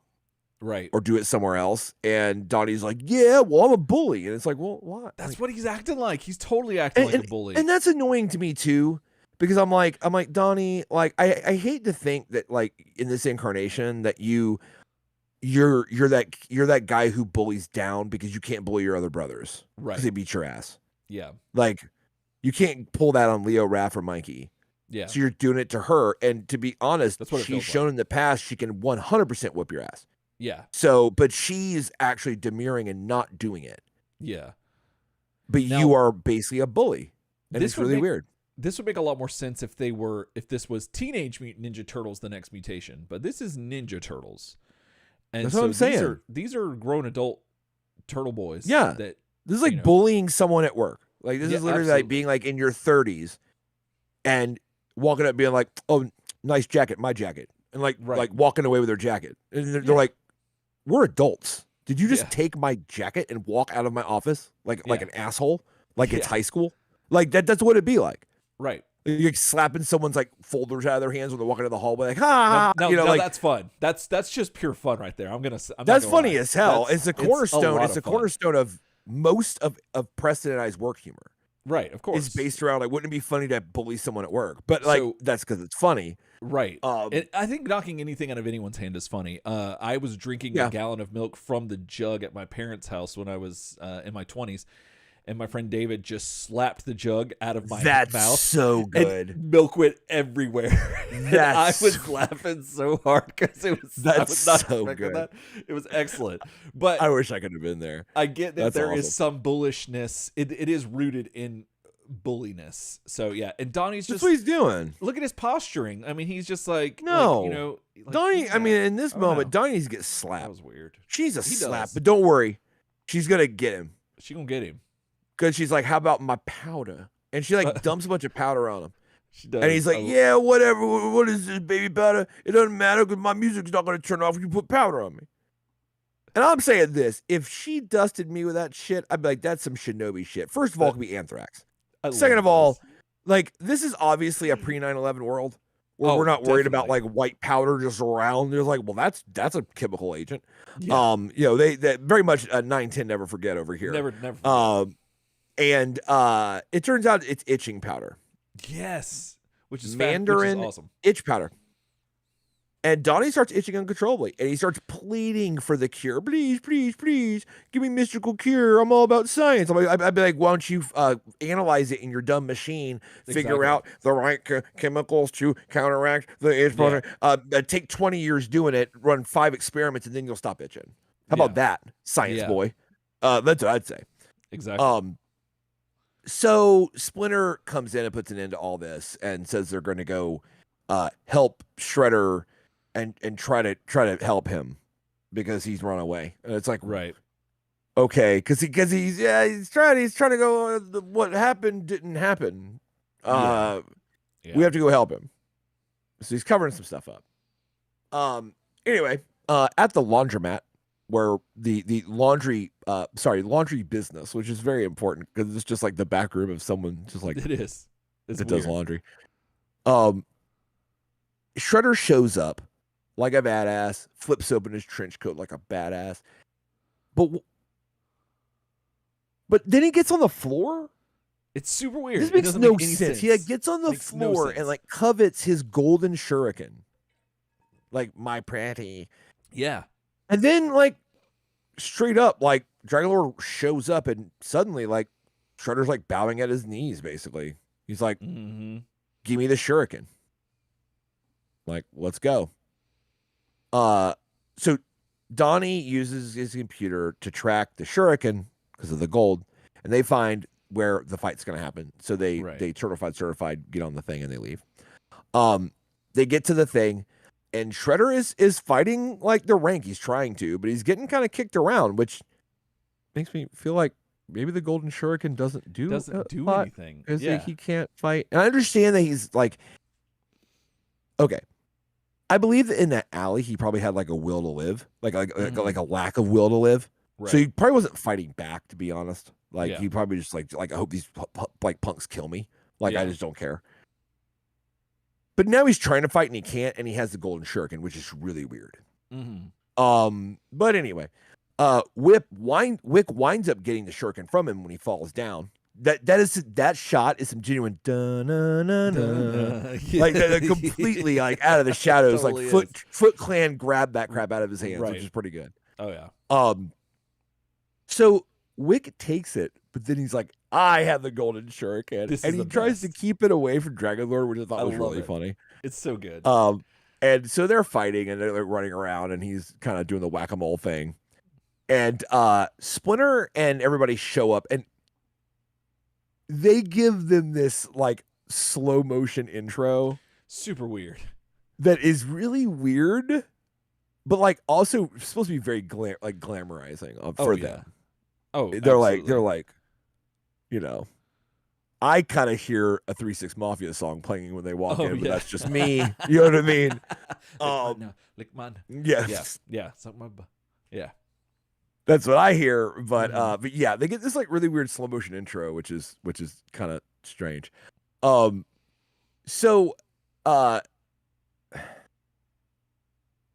let's see here. Julie's your way. Yeah, I got it. So Splinter says, "Hey, look, we're all fighting over this shuriken, but technically it's mine because technically it belonged to my late master Yoshi. So it would have been handed down to me." And everyone who's here is like, "What makes you think we respect that at all?" Yeah. Shredder's like, "Yeah, I stole it from your dead master, and I don't give a shit." And Dragonlord's like, "I eat people, and I don't care. Yeah, I'll eat you, and it'll be given to me." And I love it because it feels a little bit like Splinter's trying to like kind of talk it out. He's like, "Look, guys, like we can stop all this fighting because by honor, it's mine." And everyone's like, "Who cares?" Yeah, no. You killed me with a mirror, right? And then the other guy's like, "I eat people." Yeah, it's like that's not gonna work. No. Yeah. No. So, but we got that out of the way. But yeah, he does get his burnt Cheeto. He gets the shuriken out of his hands, but it lands in another thing. And then Wick's like, "I'm not going after that. That landed in the underwear basket." And he's like, "Wait a minute, I love underwear." And he's like, "Let's go for it." Super weird character development for Wick, but you know, it's on par, I guess.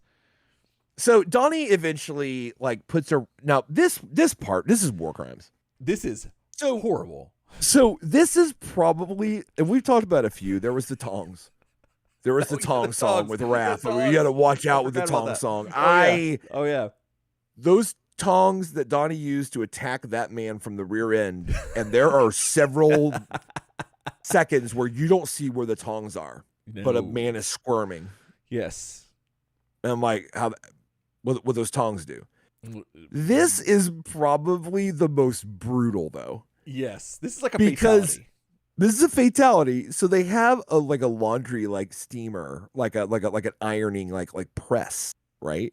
Yeah. Donnie grabs this fucker, puts him in the press, and says he runs some like Freddy quip, like some kind of Nightmare on Elm Street want to suck face quip before he says something like this is called pressing your luck. Right. And he brings the thing down on your boy, dude.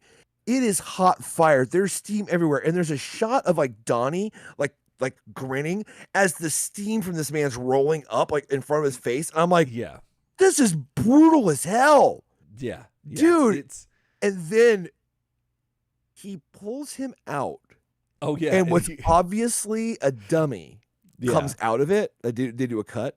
Yeah, I don't think I've. And the whole idea is that the dummy is like stiff as hell. Yeah, like he's flat. And he's like, oh, pressed to a crisp, and like throws him in the corner, and he doesn't bend. He's like, yeah. I'm like, you literally burned that man. Yeah, like that's like burn up like a dang old piece of toast. Lisa Barangi like that is like a fire victim's Lisa Barangi like charred stiff corpse. Like yeah. There's zero way that guy didn't die. The only thing I can say that might be where you can get your way around this is that he is a dragon. So they have the fire skin or so the heat like maybe didn't put dude, you made him stiff. Still. Like you something like, I don't know much about dragon anatomy. Right, but that was he straight up fatality'd that guy. Yeah, absolutely. And you can't convince me different. No, and given that Donnie's the same guy that like did all the other messed up shit, like shoot a guy made of energy out into space forever, he's capable of this. He is totally capable. This is totally within his wheelhouse. Now,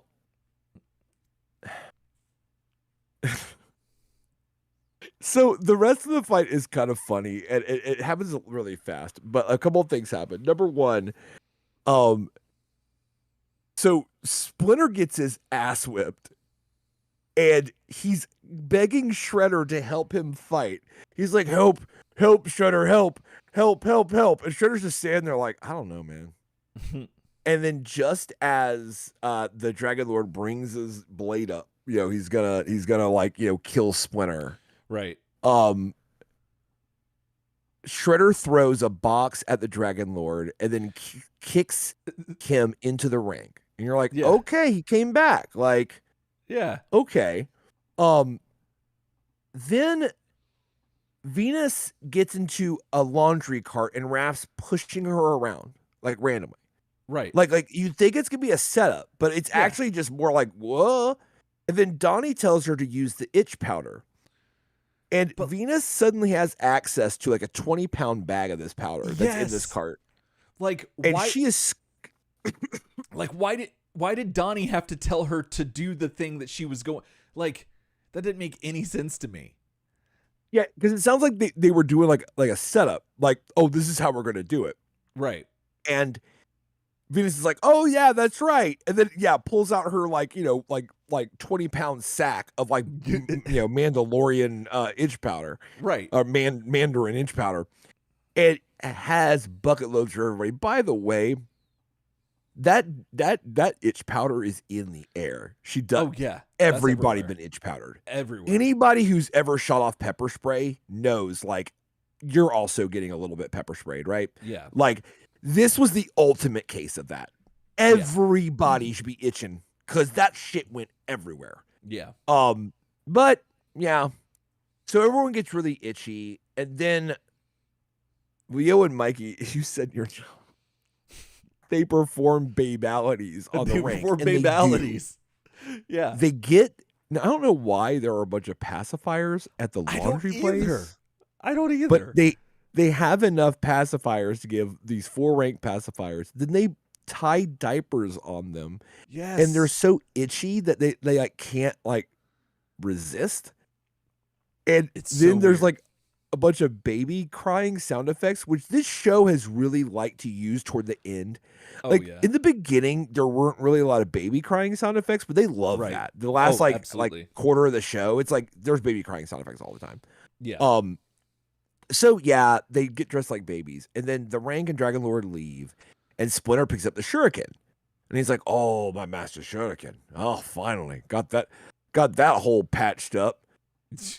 And then Shredder just like runs and like grabs that shit. Yeah. He just goes like bye and dips. And Splinter just starts laughing. Yeah. And I'm like, he's just laughing, and he's like, just like old times. Just like old times. Yeah. So it's funny because the turtles start making fun of him. Yeah. Like the turtles are like, ah ha ha, master, you suck, man. Remember that time you said you should be good? Well, it turns out your little experiment in being good didn't work because turns out the guy's evil as shit. Ha ha ha ha. And Splinter does his best cover up. This is literally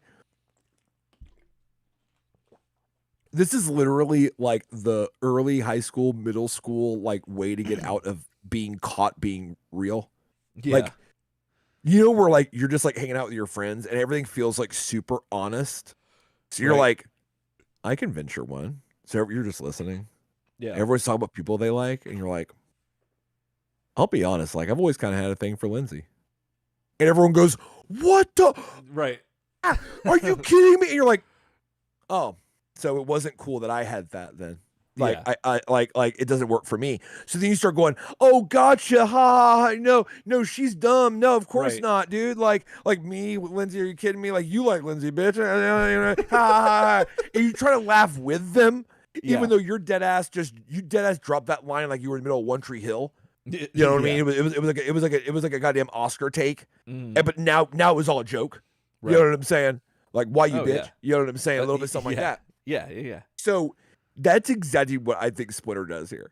Splinter sees that it's all gone tits up, and he sees that turtles are like gonna call him out. They're like, dude, that was the worst idea. Dude, the guy that you brought in, you got the golden shuriken, your master's golden shuriken, and you couldn't even keep a hold of it because one deranged man ran away and you didn't even try to catch him.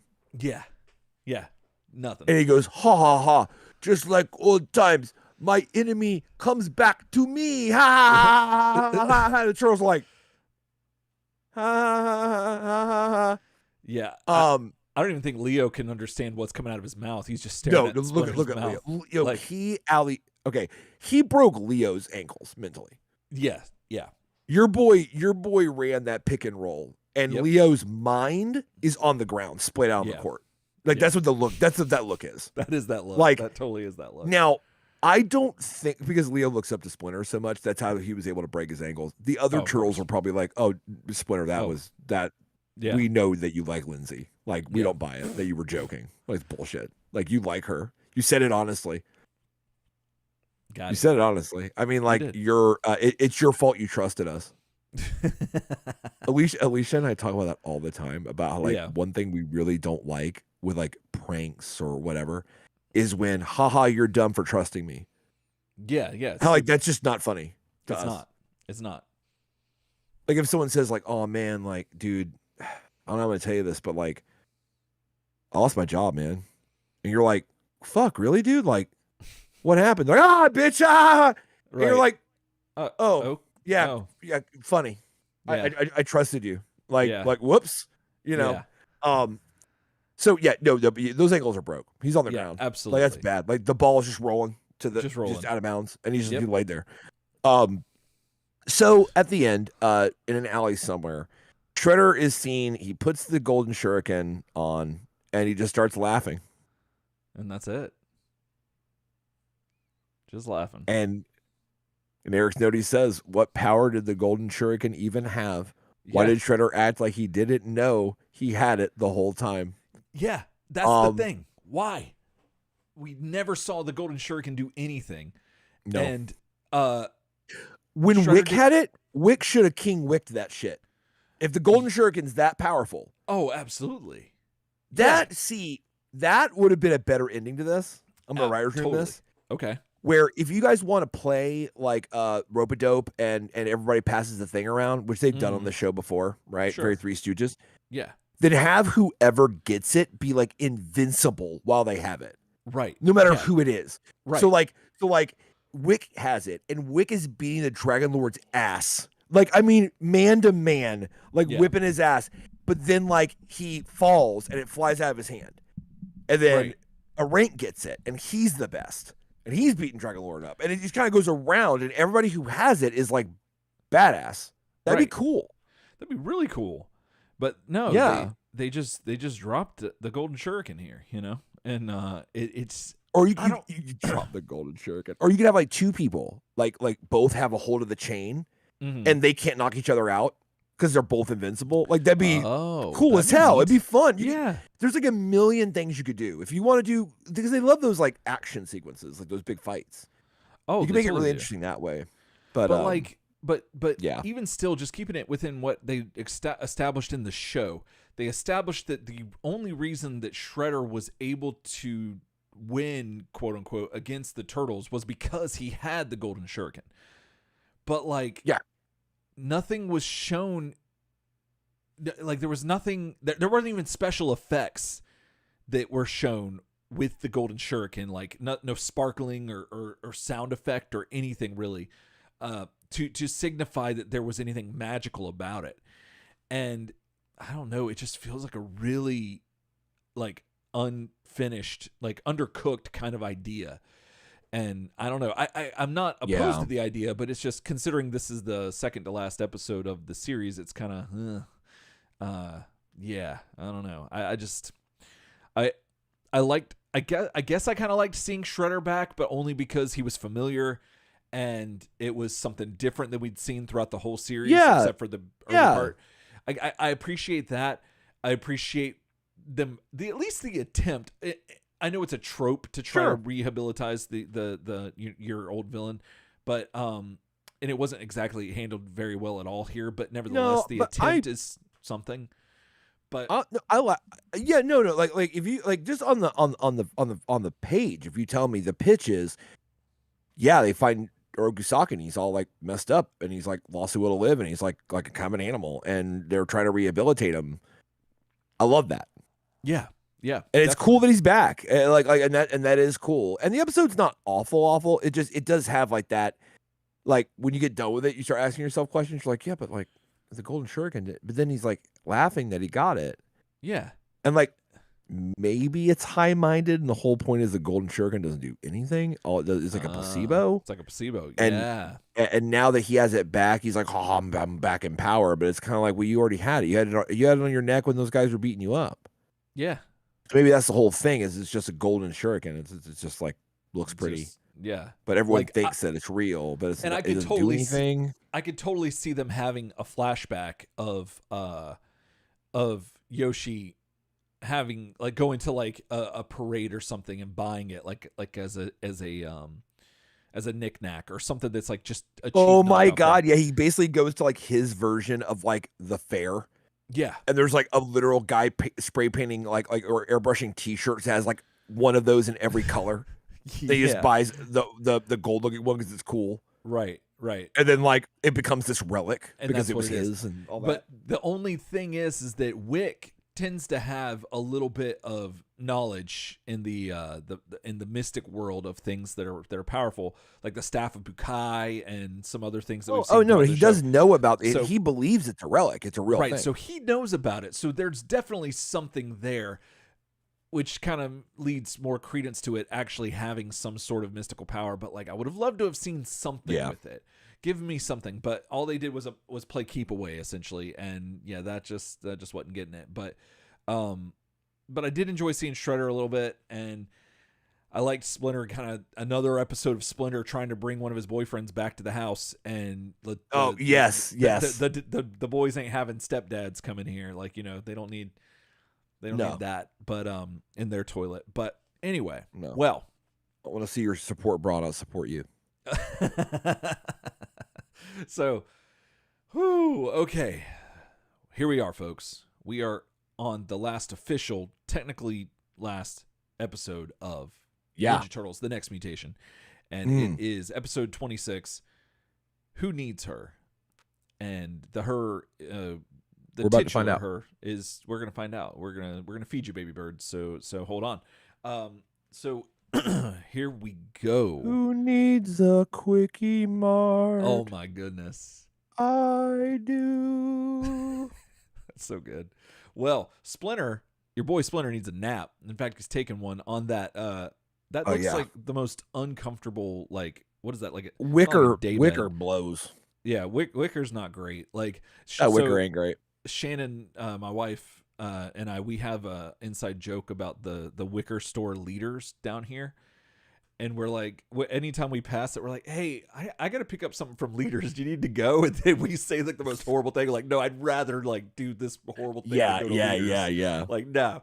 And I don't think I've ever been in that store, but they're just a store down here in Central Florida that sells wicker outdoor furniture, and it's weird. But anyway, so Splinter apparently is a fan because that is what his that's usually where he's posted up in the caboose. That's his basically his bed.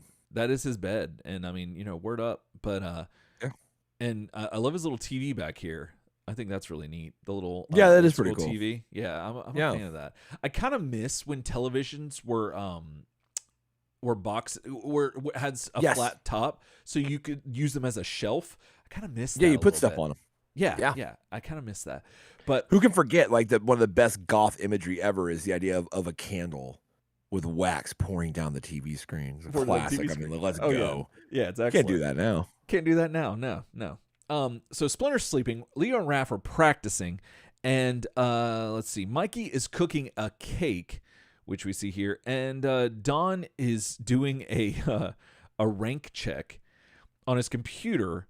That's apparently all it's used for, is doing that, and talking to people on the internet, and getting brainwashed by getting catfished. Getting catfished. And then Venus is doing some magic to make the turtles be as one, and whatever that means.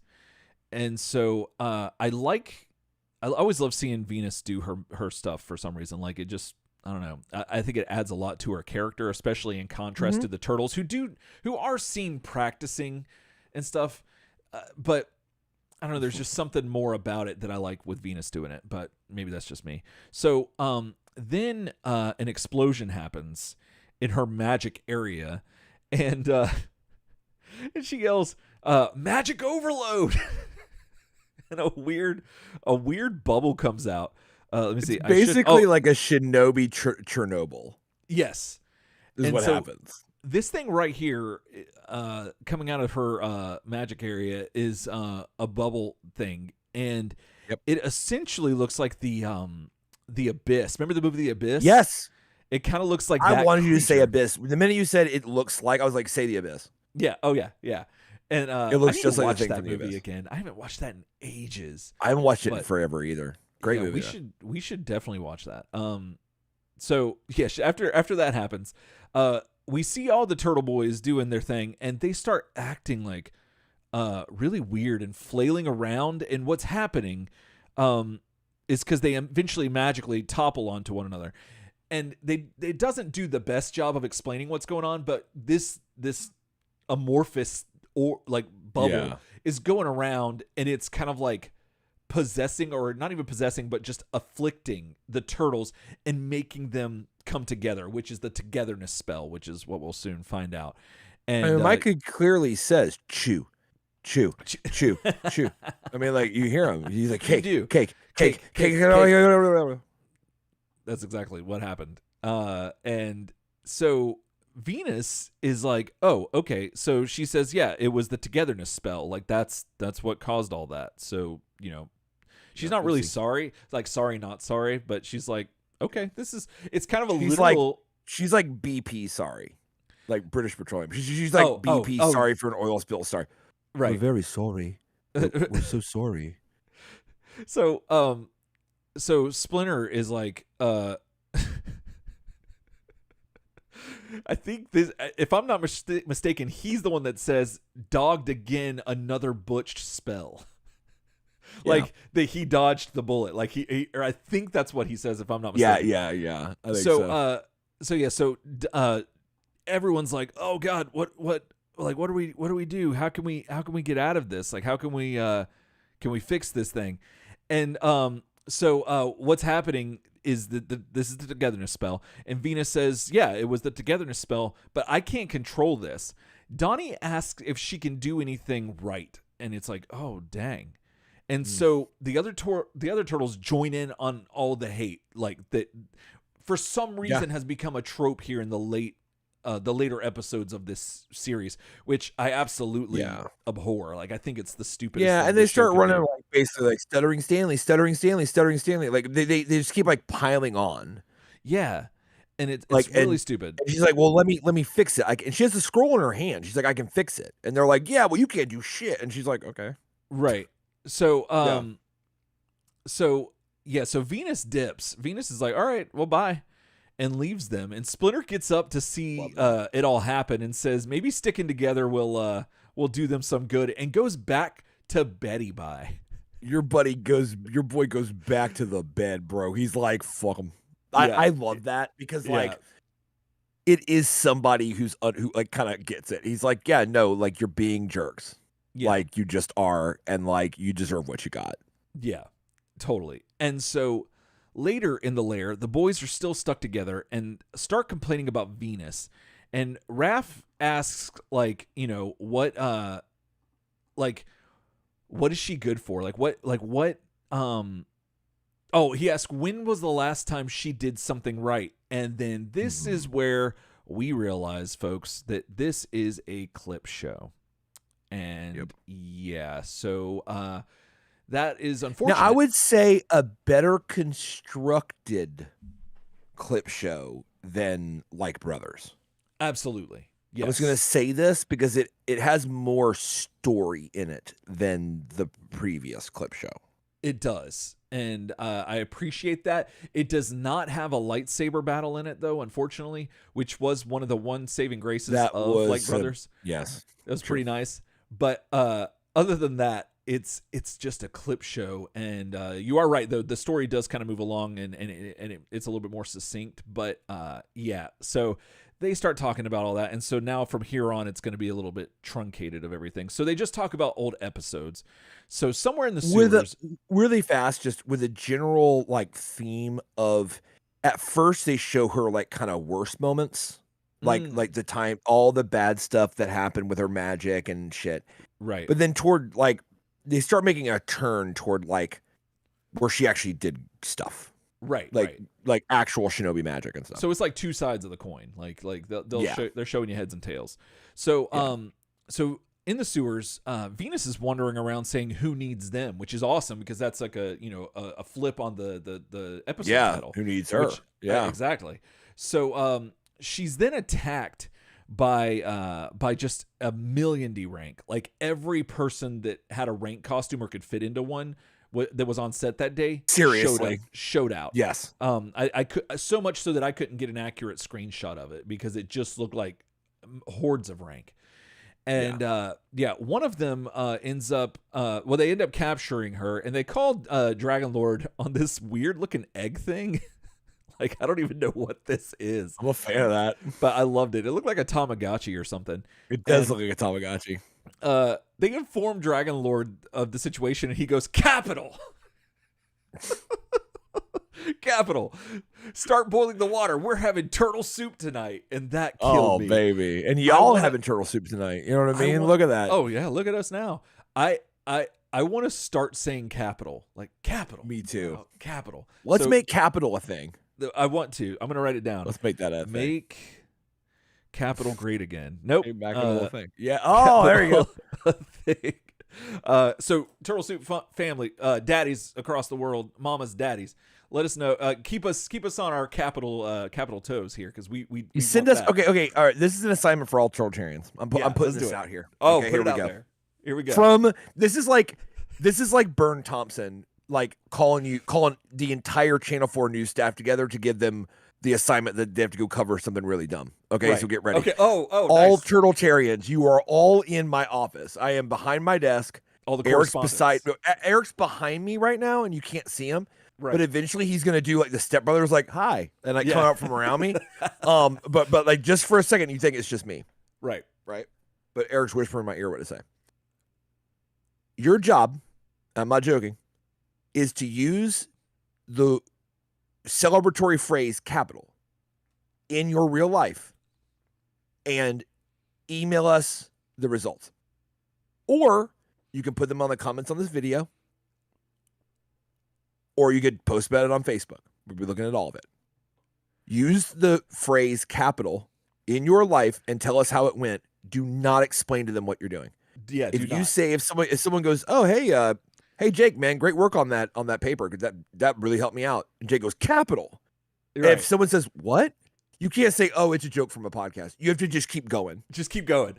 Or if someone's like, hey, free chicken nuggets, capital. Like you got like capital. Things like that. Yeah, capital. Yeah, just use capital and then tell us how it goes. Yeah. And bonus points if you decide to choose one person in your life to keep using it to. Ooh, okay. So I would accept either use it a couple times with a couple random people, like the person at Taco Bell, and then like your spouse, and then like a guy at work. Okay. Yeah. Or for bonus points, I will accept you gaslighting one person in your life to thinking that's all you say now. Like your dad. And see how long you can, and see if you can get them to say it. That's the ultimate prize. I'm so excited about this. So that's the assignment. Like I said, it can be an email. It can be a comment on this video. It can be something on the Facebook group. It could be anything you want. Voicemail. It can be short and sweet. Voicemail, short and sweet. Let's get capital going. And in a couple weeks, because I won't be here next week, in a couple weeks, we're going to come back and we're going to tell you how we did. Okay? Because Eric and I are going to do the same thing. I'm so excited about this. This is so fantastic. We're making a covenant right now between all of us that we cannot tell anyone that this is a thing we're trying to make come back, or we're trying to make capital a thing. We can't say that. Yeah. We just have to keep going and see if we can't put that out in the world. That's go. And another thing, just in case you're a little confused as to how to use it, basically replace it with awesome. So instead of saying like awesome, you say capital, or like cool, you like capital. So, or like yes, you're like capital. Right. Yeah, exactly. Yeah. So back. So Dragon Lord. I'm so excited. Sorry, I gotta calm down. Dragon Lord is even as excited as I am now about this new assignment. Yes, and about having turtle soup, which is par for the course, but like it's a little presumptuous. I think that like he should know by now to not count his turtles before they're in the pot. You know what I'm saying? But regardless, your boy's just excited about it. So so back in the turtle lair, the boys are still stuck together, and Splinter comes out and yanks the tablecloth off of the kitchen table, and you think your boy, old dad, rat face dude guy Splinter is going to be like, magician. He's gonna pull that everything stays on the table thing. Yes, you think that, but he does not. He absolutely doesn't. He flings all of it off the table, and everyone still claps. Yeah, everyone's. It's awesome. That made me laugh so hard. I love that. It was excellent. And so what he's doing is he takes it and then he throws it in the air, and he's trying to grab the weird bubble abyss thing from earlier, and in an extremely long sequence of Splinter bouncing around the lair proceeds to happen, and it's pretty it's pretty funny, but it's a little much. The only thing, because I just got off that him dumping everything off the table and everyone clapping like it was magic. I was still giggling about that when this sequence started, and it was kind of whatever. And I was kind of starting to come down off the chuckle bus. Like I kind of like the bus driver opened the door. I said goodbye. I gave him a tip. I walked out. I was almost hit the street. Yeah, but then. So Splinter's flying back and forth over the turtles as this thing is like flying, right? And you gotta remember, your boy's wearing like a robe. Like he's not wearing his normal robe. He's wearing like bed clothes, but they're open on the bottom. Yeah. And there's a shot, and you didn't get it. And I don't blame you, but dang. Where he's flying over, and the turtles' reaction, Donnie in particular, they're going, and like, because to me, it's obvious because their old dad is like flying over them, flashing them like the whole time. Like as his downstairs mix-ups like popping out. So they are stuck on the floor and they have to look up. Like they can't like hide their faces. Yeah. And so he's flying back and forth. And every time he's got old dad nuts like flying across. And Donnie in particular, go back and watch it. Donnie literally goes like, oh God, like that. And it reminds me of, I think, a story I told maybe 10 years ago on this show. Oh, Lordy. About a time that we were hanging out with my friends. This is really fast. We're almost done with this episode. I was hanging out with my friend Chris's house, and we all decided to streak outside. Because his house had this like I guess you call it like a mother-in-law suite. Okay. But his house was super old, so it was actually the detached kitchen from that old house, because kitchens used to be built so if they burned down, like they wouldn't burn the house down. Right. But they converted it into like this whole mother-in-law suite. So we'd stay out there, had a bathroom, like 2 bedrooms, and like a living room. It was like stupid. So we all hung out there, and we had a bunch of us over there. And let's see, I don't want to name all the names, but there was like 6 of us. And somebody gets the bright idea, kind of a bet, like, oh, I bet you wouldn't run naked to the fence over there and run back. And then that's somebody who wants to see a bunch of naked people. That's somebody who wants to see somebody naked. No, exactly. But we were in that the bet you wouldn't phase of our adolescence. So right. There's a lot going around at the time of bet you won't, like lick the ground and like dumb shit like that. But it was a particularly interesting one because the person who posed it knew full well the person that was asked to do it would do it. Yeah. But what they didn't see coming was the alley-oop of them saying, well, I mean, why don't we all do it? Right. And I didn't see that coming because I was like, I thought this person, because I'm pretty good with social dynamics. I kind of understand. Sure. I'm like, all right, the guy who wants the guy to run around naked, just ask the guy who's gonna do it because he can't like help but do it. Yeah. What he didn't see coming is that guy was gonna go, I mean, unless we're all pussies, we should all do it. And then all of a sudden I got blown out. I was like Leo in that last episode. I was just broken because I was like, oh yeah, that was a damn good turnaround. Right. So eventually we all decided to do it. Well, running. Now everybody knows. I figured this out the second we walk out that door. And we're all naked. I know for a full-on fact that the last person to make it back to the house will not get in that door. Will not get in this that hits door. Me. Right. It hits me like a bolt from the sky heaven. Like a premonition that I felt so strong that you just knew. Cause like all your old friends, like you knew that the shit they would do. It hit me and I think it hit everyone else too. So because the running was intense. I want to back up just a half second. Now, I want to paint the picture. So the bet was made. Paint it. And then y'all everyone got naked. Everyone got naked there. They didn't have any like, okay, we're going to have something on us. And then as we run, we're going to take it. So I want to say that one person decided to go to the bathroom and get naked. Yeah. I took my shirt off and honestly was waiting. Everyone kind of waited to see if everyone would do it. Yeah. But then the initial instigator and then the challengee just got naked. So then there was no playing around.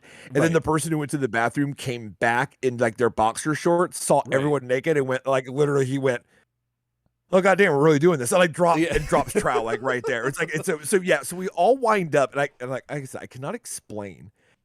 Because I'm not run around naked guy, guys. I've never been that guy. I've never been the like whip my junk out and like shake it at my friends. I've never been that guy, but I don't know. It was in the room. It was like 3 a.m. and there might have been some adult beverages. And the idea was like, you got to do it now. Starts. Yeah. I just can't explain it. So everybody was naked. Okay. So do you have any more questions to set the scene? Oh, I have one more question. Now, are we talking French doors to get out of this? So there's room for everybody, or are we talking single file? One typical like 36-inch entry door with one hinge, like a regular door. So single file. It opened into the mother-in-law suite. It opened in. So when you open the door, you pulled it in. It didn't open out. Right. Okay. And so like a regular entry door does. So single file. So it's pretty much single. Yeah, it's single file. Out the door, getting out onto a breezeway that was between the main house and this detached area. Okay, right. And then do you line up like on a race? Like yes. So what we did was we walked off the breezeway because it was elevated. There was a little set of stairs, and then that's when the yard started. Right. Okay. So the challenge was to run the width of the yard because this mother-in-law suite was over, let's say, toward the left side of the property. Sure. And the idea was to run all the way to the right side of the property, touch the fence, run all the way back, and get back into the place we were staying. Yeah. Okay. So there were stairs involved. There was a short flight of 3 stairs that you had to get up as well to get onto the breezeway, and then a hard right hook into that door. Right. Okay. I know the minute we're all cold, and it was cold out there. We're all naked and cold outside. I knew for a goddamn fact the last guy was not getting back in that place. Not getting back in. And you were going to be outside naked. I just knew this, like in my soul. Okay. I'm pretty sure everyone else also instantly understood this because I've asked other people involved what they thought, and everyone kind of has a similar thing of like, right when I walked out the door, I knew. Right when we were lining up and someone was counting, counting down from 3, I just had a feeling. Everyone had the feeling, right? Yeah. So we start running. I'm about a middle of the runner. Like I'm not super fast. I'm not ultra slow. I'm about the middle of the pack. Not the first one to slap the fence. That's sure. That was your boy Odie. I'll call him out. He was there. Oh yeah, a fellow patron in Turtletarians. Yes, he was there, and he is a patron. But I'm sure he doesn't mind telling the story. It's one of our funniest stories. So, and he comports himself well in this story. Oh, absolutely. So we're running, and we're slapping the fence. So Odie slaps it ahead of me. I think there was a couple other people, and then I slapped the fence. So we're running, and I know now I'm starting to drag. Oh, I slipped on the grass because it was wet at one point, and I didn't fall, but I thank God. Oh, now it's like I'm like the 5th out of 6, right? And so I think I cannot let this guy at the end catch me because I'll be outside naked, and I know it'll be a torment because they'll probably start alerting people outside. Like that's what we would do. Of course, they'll probably start screaming, "Help me! Help me! Help me!" out the windows. I'm serious. They would do that as you're naked outside. Like, so I know it's going to be real bad. One of my only hopes is that I can get inside because this might sound like it's not that selfless. I was one of the more level-headed, like, come on, guys. I was sometimes that guy, like, come on, this has gone too far. Right. I was hoping if I got in there, I could make the last person's experience not that bad. And I'm not lying. I truly felt like me in the room I believe it. would help, right? You know me. Like me in the room, we would laugh a little bit and we might creak the door open and shut it again. And then I'd be like, all right, man, let him back in. Yeah, yeah. I had a funny feeling that if I was the one outside, that there was not that voice of reason inside. Of course. So this brings us, now I tell this story because of the thing that happened next. Okay. I'm fifth in line. Okay. My friend gets to the door just ahead of me. I feel the person behind me touch my shoulder. No. And they sound like they're going to rip me back, right? Now, I can't have this because I will not be the one stuck outside. Like I said, I'm probably the most modest person in this group. I will not be the one caught outside naked. That will not happen. My friend ahead of me, in such a quick thing to get in the door, falls over. Falls face down on the linoleum of the entryway. I'm full speed running. Right. The next thing happens in this order. I see his naked ass fall to the ground. I immediately vault him. I jump over him, spread-legged, like didn't miss a beat. Yes, just like that. I jump right leg first, left leg kicking off. Yeah. And I am almost at a split as I jump over him. I looked down in this moment, and this image will be in my head forever. Okay. It is my friend laying on the ground, face up now, looking up at my undercarriage as I fly over him, and the look on his face is sheer horror. The look, I can't even describe. The look is like the guy just saw the moon break in half. Right. And he's like, it's all over. That's you know what I mean? I jump over this guy, shit hanging down, and his face is crazy. Now, this is the part I can't explain because this requires like preternatural reflexes. I make it. I land on a rug and the rug goes sliding. And I hit a wall, but I don't fall down. Okay. Somehow, this guy who fell down, number 4, who fell down in front of me, recovers from seeing my downstairs mix-up just fly gracefully over his face. Okay. Slides himself to the linoleum at the door and kicks the door shut before the other person gets in. That was right behind me. I don't know how this could have happened, except if that last person had just stopped out of seeing me jump, thought, I'm not going to make it. Yeah. And we did shut that person out. That's amazing. And the guy that was on the floor told me, and I did voice of reason. I did say, guys, like, LOL, we laughed for like about a minute. And I was like, let him in. And then we let him in. Yeah. So I did my job. Of course. But it was kill or be killed out there. Oh, yeah. And I vaulted him like I had been a high school vault champion. I cleared a 6 foot tall man in a one bound. That's how motivated I was to not be the last guy out there. And that's exactly what Splinter did to Donnie. Here. Yeah. He sailed gracefully over, downstairs mix up, hang in full motion. I bet you Donnie saw that, much like my friend on the ground saw it in slow motion. Oh, yeah. Exactly. I think that paints a really good picture of what the Turtles are going through right now. And I'm imagining that you and your friends were, that was part of the togetherness spell that y'all were doing, which is it was a bonding similar. moment. Yeah. I'll be honest. Everyone that was in that room, it was a special thing. Yeah. Yeah. You don't walk away from that the same, as you went in. But literally the next week we hung out there. We spent the night there. That same person tried to kick it up again, and we all looked at them and basically said, like, "No, that was one time." Yeah, that's the one. Because we knew that, like, because your boy was trying to like relive it. Your boy's like, "Oh no, that was fun as like let's see who can be fastest." Like because the last person in's like naked. Yeah, and we all were a little bit like, we don't want to be naked anymore, dude. Right. And also a little bit like, we're like that's it. Yeah, that was that. Yeah. That was the time. Well, this was the one time that the Turtles had this happen, and Splinter was able to make the magic go away. What he does is, instead of jumping on the rug that Ryan jumped on, he takes the rug and wraps it around the thing, and the abyss, I should say. And he is able to like squeeze it or something, and it ends up like just belching, like, and that's it. And then it's gone, and then the spell's broken. Yeah, like it goes burp, and then it's over. Yeah.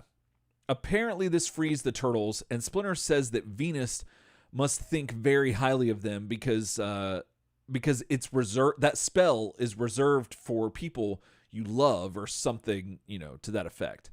But then at that point, Splinter starts to ask, "Where is she?" But the Turtles don't know. Then they don't really care. But Splinter says that the sewers are full of the stench of the rank. And so, so they're like, oh, snap. So the Turtles head out to,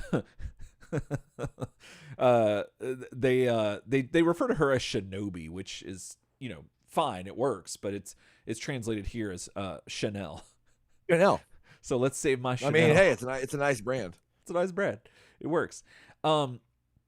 So they head off to save her, and Splinter goes back to bed, which I love the fact that Splinter heard the commotion, saw what happened, went back to bed, woke up for like a little snack, realized the Turtles are still on their backs, is like, all right, let me help them out, fix that problem. I'm going to go back to bed and just y'all finish the rest of this and see what happens. So in the sewers, the Turtles leave, and they Turtlefied certified. They jump in the whatever their Hummer is called, and they take off, and they make it to the other part of the sewers. And they're saying things like they can't believe they drove her away, and I'm like, really? Like, yeah, y'all were complete dicks to her. Like, this is obnoxious. Go ahead. I just wanted to say just really fast, I really did like this Splinter moment. Like I did like him kind of being like, after he catches the spell, I liked him saying kind of like, yeah, and it's actually kind of cool because he's very sarcastic. He's kind of like, yeah, like, you're lovable. I know. Yeah, why would she ever leave? Like, and I just like that moment. Oh, I didn't really. Oh, I mean, I probably didn't write it down, but you're right. I'm starting to remember like how he did have that. He says like, well, you would only channel that magic for people that you love and really care about. And they're like, yeah, well, and he's like, yeah, no, but you're probably right. Like, she obviously messed it up, and she obviously whatever. And then he literally guilts them. And at one point he says, he goes, "Where is she?" And they all look around like, I don't know where she is. And he goes, "Well, I'm sure she's fine." And I love it because it's obviously like he's messing with their heads. And of course they run and try to save her. I just really like that moment. Oh, yeah. Yeah, no, it's really good. Well, so the Turtles are looking for her, and they have the flashbacks. And again, more flashbacks are happening this entire time. But they have a flashback here specifically about how often she's she has saved their shells with her shinobi magic or whatever the case may be. That's that when they start seeing the other side of that shoe fits on the other side, if you will.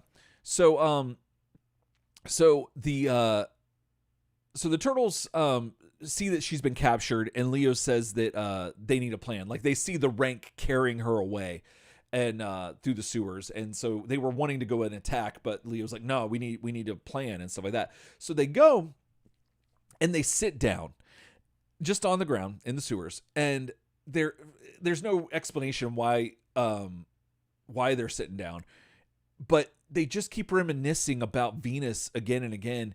And then she shows up and says, oh, it was only a few rank. Like, no big deal. Like, nothing. Literally, this was the most rank I've ever seen in this entire show. So they had her like bound, and they're like walking toward the Dragon Layers hideout, and she dies here because the turtles just sit and they feel really bad for themselves, and she dies. Yeah, that's what should have happened. But she gets away. Yeah, there's every goddamn possible chance she's a ghost. It could be. And that she's really dead, and she just came back, like, to make them feel like they didn't let her die. That would be a better ending than what we got. But still, she shows up, says it was just a few rank. I don't know why y'all are all upset or worried about this. Yes. The only thing I can think of that justifies what happened is that maybe she was so upset about how she was treated that she was willing to take a little bit of abuse, or maybe she was wanting to get her in a situation to where she can vent some of her aggression out on the rank to allow herself to be caught so that she can fight him off, kind of thing. I don't know, maybe something like that. Regardless, she shows back up, tells the turtles it was nothing, and says that now it's time to book. And she says things like, did you think I didn't learn anything from you guys? Because I guess they said that yeah, you got it right finally, because she is notorious for saying things the wrong way, not picking up on the slang. I did like the part where they had the super cut of her missaying all the words.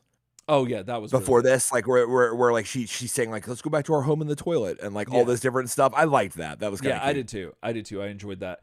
And then after that, the last scene is them all running in slow motion towards the camera. Oh, I'm sorry, I forgot. They do apologize about the magic thing. The turtles. They do, yeah. And then the last scene is them running in slow motion towards the camera, and I kind of loved it. I kind of loved this last scene. Venus and last shot.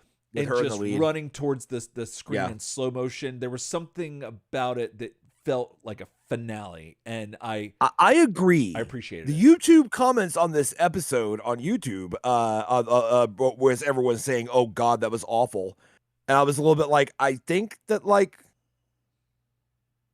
you know what? Oh, we'll just get into it, I guess. Okay. Yeah, right? Are you good on the review? We just hop into our thoughts. I think so. The only other thing I wanted to point out, because this is going to be is Mikey back here, just looking terrified. Oh, I can't zoom. He's like, "Gaw." But yeah, that's kind of what my friend looked like when I flew over him. That's what I was about to say. I was going to tie that in. I was going to say, is this what y'all looked like when y'all ran in with your front tails hanging out?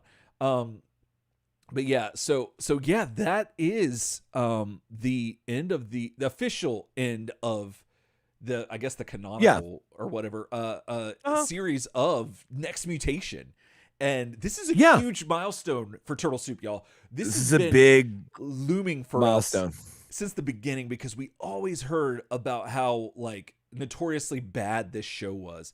And I think I could speak for we've Ryan. Seen it. Now that we've seen it, I don't think that we share that the amount of vitriol that the internet seems to have towards this show. No. But I as far as this episode was concerned, I agree with you about it's better than the last clip show we got. And like that the turtles apologize at the end, be that as it may, if it was genuine or not, who knows. But the ending scene was cool, and seeing Venus, even though it happens off screen, her handle the million D rank that she did, that was really cool and spoke to her character.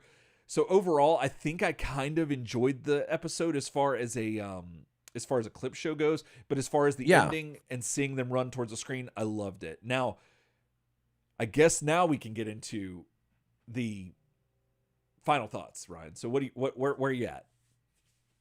This show began with Venus de Milo. We said it before. Yeah. But if you don't believe this, you need to look at the show again. The entire show's premise, and this is something that a lot of poorly spoken, rock-headed people just yelling at the show, like just on the internet. They're like, I hate it. It's the awful worst thing in the world. I just don't think they understand. The show is literally about her. Yeah.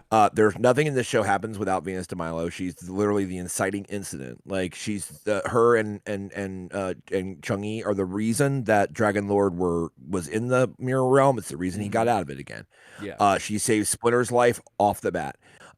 She comes in, and the whole show is about how the family's different with Venus in the picture. At times it failed. We talked about those episodes where it just felt like there was just needless, like we rewound the clock on whether we accept Venus in the family or not. And sometimes it worked really well. Okay. But I think it's very fitting to have the last episode of the show, regardless of what you see in YouTube comments for people that don't understand subtext or, intelligence. I believe that it's very fitting to have the last episode be the turtles start out really pissing her off. And then through remembering stuff about her and Splinter saying like, yeah, you're like being real shit. Like she's out there by herself and you guys have not, all you've been doing is making fun of her. Like, and she's alone. And that's all you guys are dumb. That it's about them coming through and realizing that she's valuable. Yeah. I felt like that was a little bit of what they were trying to say at the end of East Meets West anyway, where she's accepted. Yeah, I thought they established that. I thought that's where we accepted Venus. But maybe the overarching idea, maybe not executed so well, was that it was going to be growing pains. That she's initially welcomed, but then there's this stuff about having a sister and having to live next to somebody and having to share a home with somebody, and that maybe it's not all. And I don't think we ever expected to be a smooth road. No. So I do like that the last episode is about Venus because it is about her. It is. And there's a lot of people that feel like, next Mutation would have been a lot better if they hadn't had Venus and if they had just had to be about the turtles. And I'm like, no. Because what would that show be? Like, answer me truthfully, right? Hayam Saban was going to make the turtle show. Yeah. Right? It's going to happen.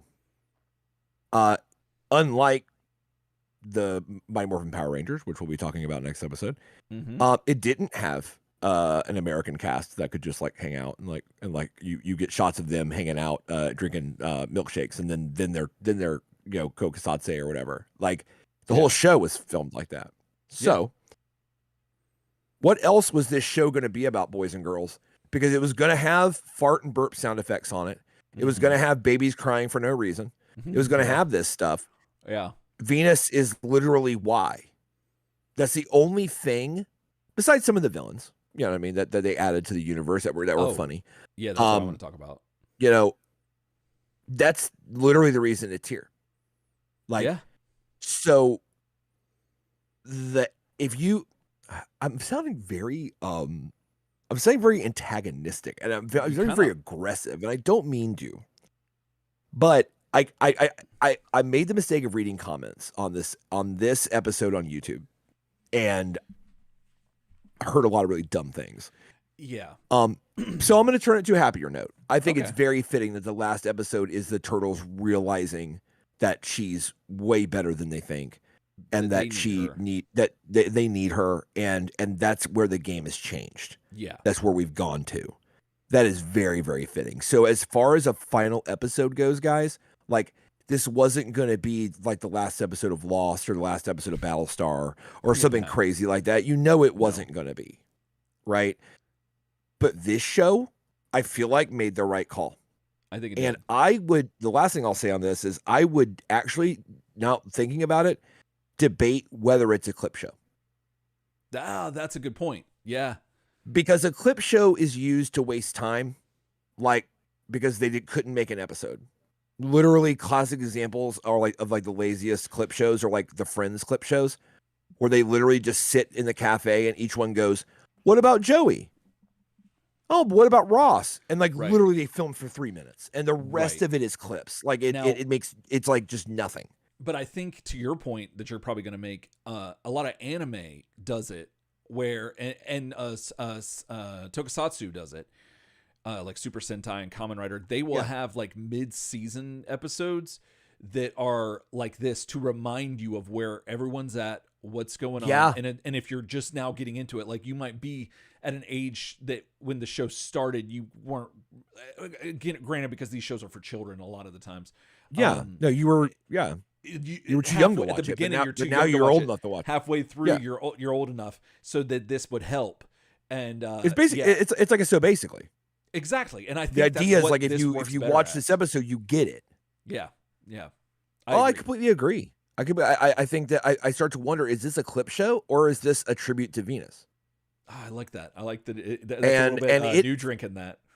It does, and I'll be honest. Like I wouldn't, I'm not just like new drinking to new drinking. They could have made any episode. Mm-hmm. Yeah, and they used assets like they had the Dragon Lord and shit show. Or they had the rank in the episode. They could have just had the Dragon Lord too. Yeah, but like they used it, and it's a tribute to Venus. I think because they kind of knew that Venus is going to stay here. Mm-hmm. Yeah, in this continuity. Mm-hmm. And yeah, I like, is it the best thing I've ever seen? No. Like, toward the end, did the episode start to really burn me out? Like, like the farts and the burp sound effects and all this stuff. Yes, it's too much. At the same time, I think this was a fitting tribute to the end, and I think that the penultimate episode, bringing Orokusaki back, was also a fitting penultimate episode. Mm-hmm. To show you where things have come from and where they're going. Yeah. No, I totally agree. I think that this show, the problem with the Turtle fandom is that so many people want it to be the same thing over and over again. And they don't really give new stuff a chance. Some people do, some people don't. I'm speaking in absolutes here, but like a lot of the people that hate on stuff, they've never actually either watched it, or they have so much baggage that they're carrying with it into it that the show will never live up to your expectations. And so having done this show for 10 years, we kind of try to approach things divorced from other ideas of things and just take them as a wholly new thing. And in doing that, I think that we've appreciated the show a lot more, especially with our methodology of trying to find things that we like in everything, because the reality of it is that we want to love everything Ninja Turtles, like, and all the stuff that we like in general, just in life, we want to love all of it, but that's not reality. So you have to look at both sides. And overall, though, I understand that I can see how people won't like this show.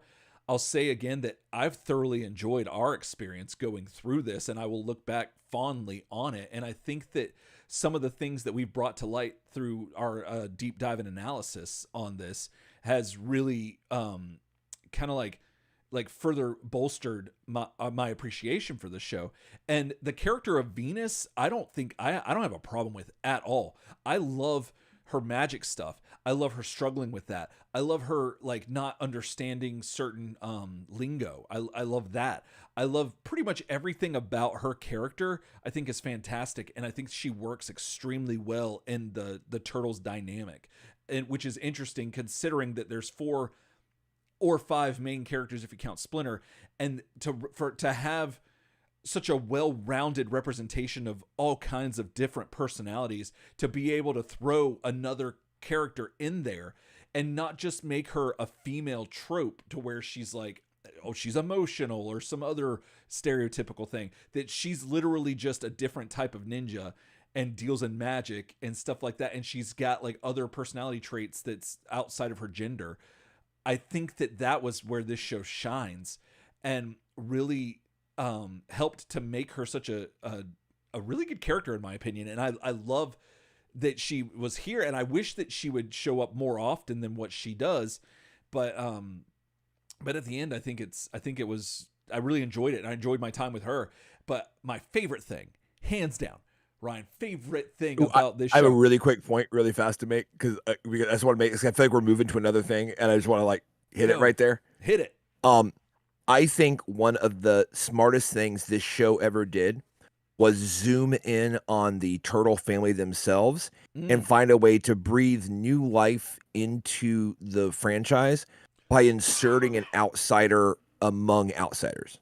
Oh, yeah, like, yeah. That's actually mega smart. Because if you notice in this show, there is zero turtle xenophobia.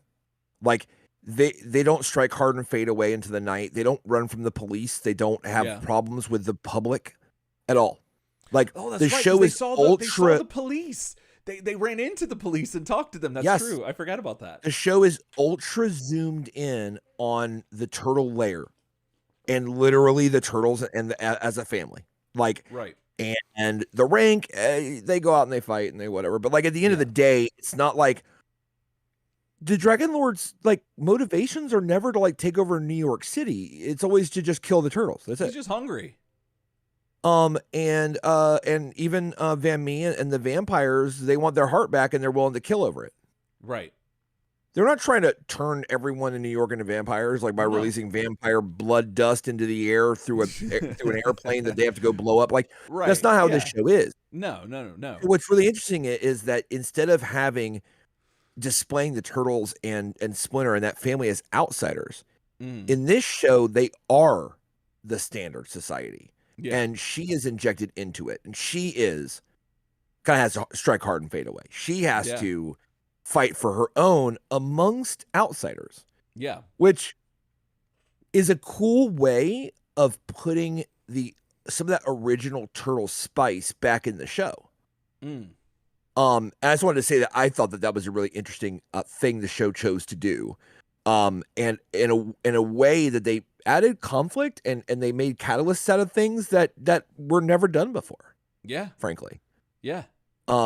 And you made a great point too about and I made another great point. You made a great point about Venus and that she does handle herself well. Yeah. And that she doesn't break down and she doesn't share those typical, quote unquote, like feminist tropes. Or not feminist, but feminine tropes. Yeah. She is quite the feminist, however. Yeah. And she has vulnerabilities like everybody. I mean, she does get defeated. She gets brought down. She feels like she can't do it. But I don't think... But she's strong as hell, dude. I don't recall them really harping on the fact that she's a girl so much as just that she's a shinobi or that she's a different, a different discipline. Like, I don't really recall them being like, oh, girls, ew. Like, maybe once or twice, but like in 26 episodes. But I don't think it had anything to do with her gender, which I thought was fantastic. But like one thing. Go ahead. One thing Jake pointed out is he says instead of going with the "wow, she's so hot" trope, they introduce a female turtle. Like, and that's the thing is like at first they did for a hot minute. Yeah. It was like Leo's like, I'm starting to have feelings in my front tail.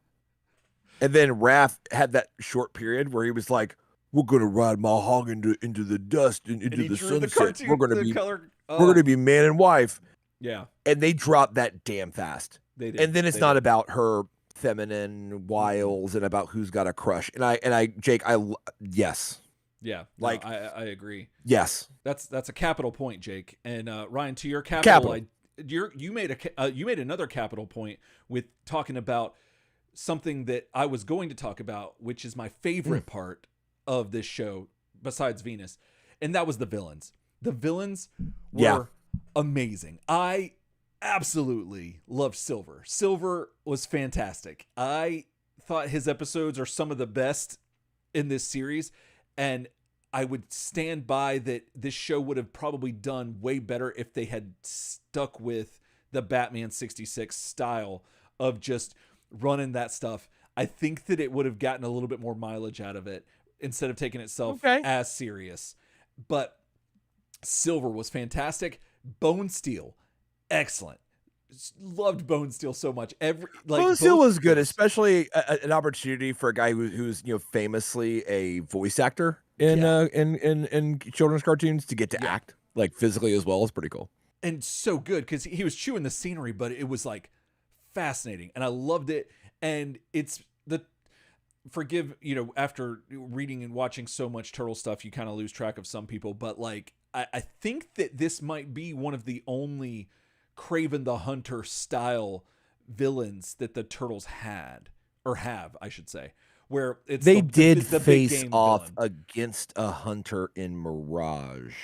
Yeah, I'm sure there's something that's And then one-off at one point, Baxter in Mirage Volume 3 became the robot. No, 2, and started hunting the turtles. Yeah, that's true. But I guess I'm talking about like just I'm like a turtle Wikipedia entry if you entered like Kraven the Hunter. I'm like giving you every half idea, but no, they haven't faced the true Kraven the Hunter like hunting's my whole thing guy. Yeah, they did like not leopard have that skin or cheetah skin, animal skin guy. Like they haven't had that until now at least. And I think he's fantastic, and I want to see more of him and Silver. I think they add a lot to the Turtles universe, and I am a huge fan of this. I'm getting geeked out like thinking about that. Van Mee, like you said, was fantastic. That's who I was going to nominate as my favorite villain. Yeah. Van Mee, Chi-Chu, and Bing. Okay, like they were priceless. They were priceless. What they got away with, how weird, and granted, it was weird when you first saw it. You were like, I don't know if I like this. But then it got like really good. Having Chi-Chu and Bing having their voices like overdubbed, fantastic, with the weird effects was so good. So good. And the acting that boy and girl did was so hilarious because they're so much more world weary than Van Mee in a lot of ways. Like Van Mee is supposed to be like this like big leader, and she's like a big exalted vampire, but like actually she's super like weak and woe is me. And some of their reactions when she goes to the blood bank and starts drinking the blood, the way they look at her, like, oh girl, they have this look like it's so good of like your friend like drinking like the little teeny bottles of whiskey of Fireball in the hotel room, throwing up at the same time. They're like, girl, you're a mess. That stuff was super good. I really appreciated them. That trio probably takes my prize, although I love Bone Steel and Silver.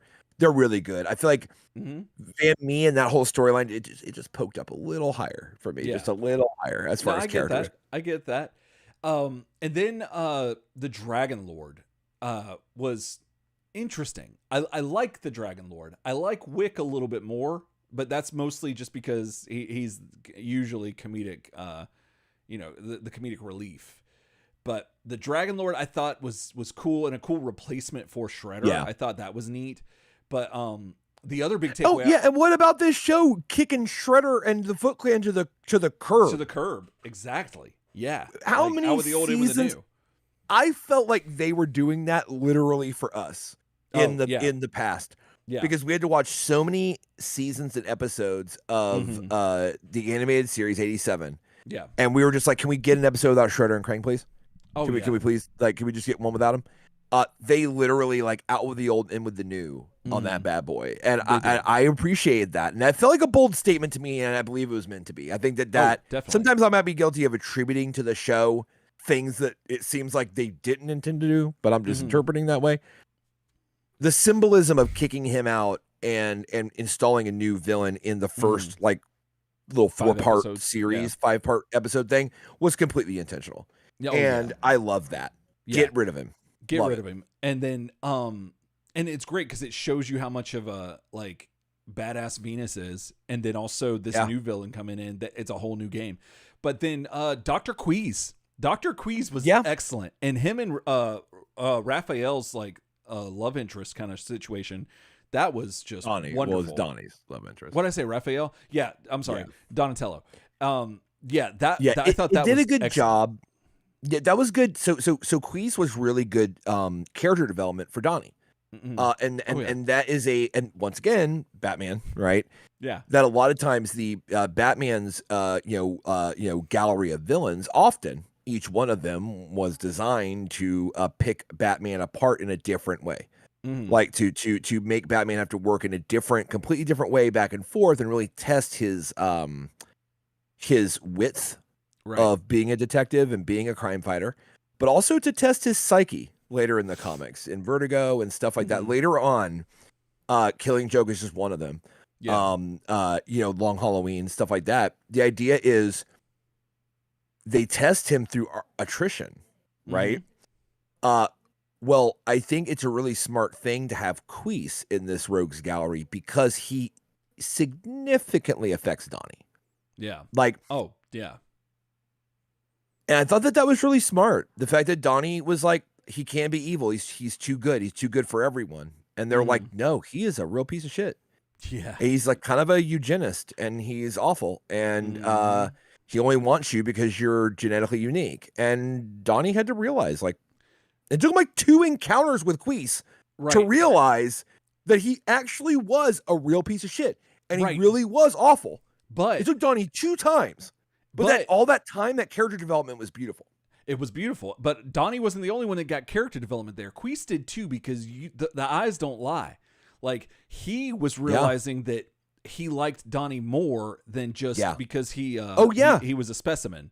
Or like what you said, you phrased it a certain way. That he was what the reason why Queese liked Donatello initially is because he was genetically unique. He was a freak. Right. Like, he was a once in a lifetime chance to study this. But once he realized that he was his contemporary and he could match wits with him and stuff, that's where you started to see the character development in Queese, and I loved that. I thought that was fantastic. I love it because Queese is like kind of finding a way to eventually end Donnie while he's helping Donnie's kind of digging his own grave, which is kind of dark. There's a little bit of a Flowers for Algernon feeling as well, where like Queese is a little bit like, well, before I kill you and lose you for all time, can you please help me? Right, exactly. Like, I don't know, it's really strange, but like, that was really good. And like I said, it can't be overstated. There are 2 episodes where Donnie thinks, wait a minute, no, now I understand. Now I can help him. Yeah. Now I can drag him out. Yeah. And he can't. You know what I mean? And that's Donnie rarely gets character developed. It's true. Honestly. Yeah. And it's really good to see it. Like, absolutely. You can say, for more or less, a lot of the Turtles didn't get a lot of character development completely in this series. Yeah, like Michelangelo really didn't too much. His radio show was cool, but like, no, I liked that. But as far as like, he just rides around like kind of doing the Happy Harry Hard on, and he's just kind of telling everyone what he thinks. Yeah. But like, end of the day, it's kind of like, well. Leo got some pretty good development. I like so Bone Steel was in particular Leo's the Joker, right? Like, that's so true. they decided that Bone Steel and Leo were going to be the counterparts. So Leo's like, look, I'm Mr. Tactics, and he had to kind of fight tactics with tactics off of him, and learned a lot about leadership in the process. Right. They had a whole episode about leadership. They did. They had a whole book where about like it. he lost his command because he was being a dick. And Raph's like, I will lead. Yeah. And everyone's like, hell yeah. And like Leo kind of gave up. Remember that? And Splinter's like, what? He's going to stand there? And he's like, well, they hate me. And he's like, go lead, dude. What the hell are you doing? Yeah. Like, he's like, oh, damn, you're right. Yeah. So Leo had Bone Steel. Donnie had Queese. And Raph had Bongo. That was good. That was good. Bongo was good. Yeah, Bongo was good. That episode was. Raph didn't really learn much about. Raph didn't. No. Raph didn't learn a lot about a lot, unfortunately. No, which he did not. Him and Mikey are probably the boneheaded as he was. The 2 underdeveloped characters on this show, I would say. I agree. But yeah. Overall, I think that's pretty much it. The only thing that I think grated on us was them dismissing Venus so much towards the end of these episodes, and just like, I can understand a few episodes because that is something that would probably come up, where growing pains with that. I get it. Yeah, I would. It seemed a little bit too heavy-handed, and I didn't care for that. There were some episodes for being a show that literally is about Venus de Milo. It's the reason you're watching it. That's the reason it exists.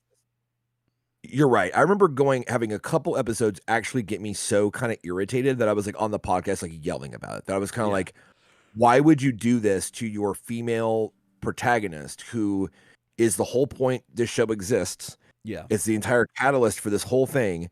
And you're going to, say to the girls who are watching the show that are saying oh, there's a turtle that's like me. And then you're like, yeah, but she sucks. You see? Right. Like Right. no one respects her. And she could be dumb. And it's like, well, goddamn. Like, so it did that a little bit sometimes. And I don't know the direction, why they did that. Mm-hmm. Like I said, I kind of felt at one point toward the end, like one of the, they had like a big writers meeting with all 10 ass writers. And somebody said I mean, you could absolutely have the turtles make fun of Venus. And what he meant was one of y'all can write an episode where everyone makes fun of Venus. Right. And what they heard was, oh, we all get to do it. They all wrote a script. Yeah. They were like, oh, yeah, no, this is my take on Venus is treated like shit. Mm-hmm. And I'm like, well, if you're looking at it overall, that's probably a little too much of that. Right. But I mean, end of the day, the show is innovative. I think a way to wrap up, the show is innovative in the fact that it introduced an extra turtle. She gets a lot of hate. That is 100% misogynist stuff. I think that comes from misogynism. That comes from, and I'm going to say this, unintentional sexism. A lot of the people that made the early judgments on Venus were just young boys who didn't know, who had little sisters that they were like, I don't want her in my show. I don't want her in my turtles.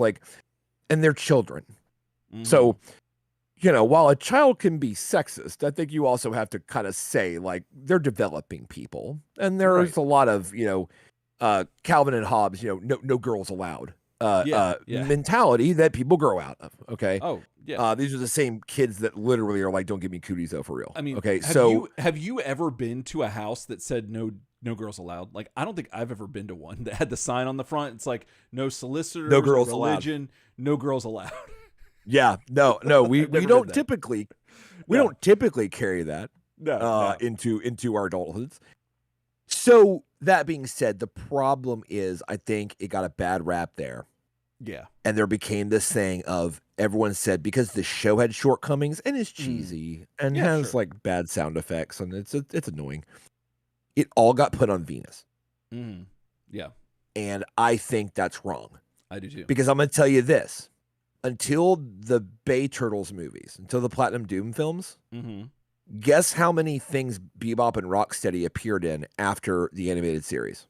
Yeah. None. Guess how many things Venus appeared in? Yeah. After Next Mutation? None. Yeah. Now, you're not going to tell me that they're on equal footing, right? Right. No, you're gonna say, "Oh, they should have really used Bebop and Rocksteady later. Why'd they forget all about them? Why is it Toka and Razor and not Bebop and Rocksteady and TMNT 2?" And I'm gonna say, why wasn't Venus put back in later? And the truth is, it was, I think, bad reaction to a cheesy show and misbegotten sexism by children who didn't maybe fully know what sexism was. That's fair. However, if you're an adult man, God, I'm getting so aggressive. Why am I? I'm an adult man. Sort of. I'm gonna back it up. If you're an adult Turtles fan, I highly suggest you go back and listen to these episodes. Go watch the episodes for yourselves, and really reconsider your take on Venus and make sure that it's not filled with a lot of misplaced childhood sexism, that it's not misplaced because you were really upset back in the day that the show happened instead of another animated show. Right. That you wish that 2003 would have happened in 1997. Right. Yeah. Just make sure that what you have against Venus isn't that. Because I feel like 99% of Venus de Milo hate that exists in our current world is literally that. Right. Now, and no children are watching this show right now. Yeah. No, so it's us, guys. Yeah. No. It's us. No. Yeah. We're the ones. No kids are asking to put that on. No. No kids watching it and going, "Oh, I'm in my cooties phase. Screw her." I'm in my. So if there's hate about that character, I would argue to say it is full-grown men, primarily. Arguably, yes. Just check yourself. Is all I'm saying. Now I do have one question before we go. Now, do you think that the hate? I agree with everything you said, but do you think that the hatred for Venus de Milo might also be that there are a lot of people that really hate the statue, and that it carried over to the show? That like somehow naming her that is what like condemned her like for out the gate, like from the jump. Like I don't know. I think there's evidence that even as far back as at least 1982. People hated the Venus de Milo statue because Spountap made fun of it with Intravenous de Milo. Intravenous de Milo, exactly. And that goes all the way back to 82. I'm sure there's people back when it was originally carved. Somebody broke it. Think about that. Yeah. At least one person hated the shit of it. One person was like, screw that. Like, screw the Venus statue. What if it was a time traveler that went back in time to stop Next Mutation from happening and tried to wreck the Venus de Milo statue so that they wouldn't do it that way? What if there's a theory at least? I'm just putting it out there. It's not a capital theory, but it's a theory. Bro. All that being said, it's okay if you don't like Venus de Milo for like actual real reasons. Absolutely. Yeah. Like, no. I'm not saying I'm gonna fight me. But I'm gonna have a fair dose of fight me. Because I want to hear it. I want to hear a legitimate reason. And you can legitimately not like Venus, and I just want to cover my ass. Let's talk about it. Okay. I'm just asking every TMNT fan to please do an inventory on yourself. Okay. I've done this in the past. Yeah. There are things that I thought that and Eric was a front stage witness to this. I used to be so obnoxious, and Eric remembers this. I used to make fun of most of what Eric liked because it was funny. I used to literally be like, oh, you were into Blink-182? Yeah, well, were you at Warped Tour? Like, like whatever, like, turning tricks for like a skateboard, bro. Like, I would just sit there and make fun of it for no reason. Mm-hmm. I had to go through a process where I checked myself, and I was like, that's not bad. I'm being an asshole. Yeah, I was frankly shocked at how much of an asshole I was. Yeah. Because it was all based in humor and all based in whatever. But I did like dig deep. All I'm saying is, if my message to everybody is, if you hate Venus de Milo, just self-inventory and just make sure that it's not based in that. Make sure that you have a legitimate reason. I hate Coldplay, and I have legitimate reasons. We're tying it back. And then the last thing I'm going to say, and then we're going to wrap this up. Yeah. To your point, I think that the one thing that, especially, we're probably preaching to the choir here a little bit. I'm sure. As Turtletarians well know that we try here on Turtle Soup to look at to find something we like and what we don't like in things. And I think when you go back, and if you're just interested in actually watching this show, like outside of the podcast or whatever, I think it might help to try to think about that when you're assessing your opinions on this show, and especially really just anything Turtles related, because it's so divisive and has such a wide spread of variety that you can pull from. But the other thing is that if you think that Venus is the main problem with this show, and that's the hill you're going to die on, ask yourself if the other turtles that are represented here represent your ideal version of them, because I guarantee you 99% of the time these four representations of these turtles do not represent like your ideal turtle. So that lets me think that there's more to this show than that is a great point. Yeah. So there are most characters, like the actual time-honored characters, the legacy characters. This is not my Splinter. Nope. Not my Leo, Raph, Donnie, Mikey. So is this my Venus? Exactly. Like, I like right. them. You're right. Fun, There's a filter. There's a filter. No, I agree. And like, why not give Venus the benefit of that doubt with the filter? Go. Like, because if it's on everybody, it's on everybody. If that's staying in everybody, right? That's how it is. Before we end it, I did want to shout a couple things in chat that people were kind of responding to what we were saying about the end of the show, and I kind of wanted to get it on there. Oh, sure, yeah. Let's see. So Jake says he loves the villains too, and stuff like that. That he's a big fan. he also says they gave the show gave us that boom scream capture from the Turtle Party episode that lives rent free in my mind a lot. This show also gave us "So I Blew a Little Cash" out of silver, which my wife and I literally share as an image to each other. We text whenever we spend money. That's amazing. Like more money than normal.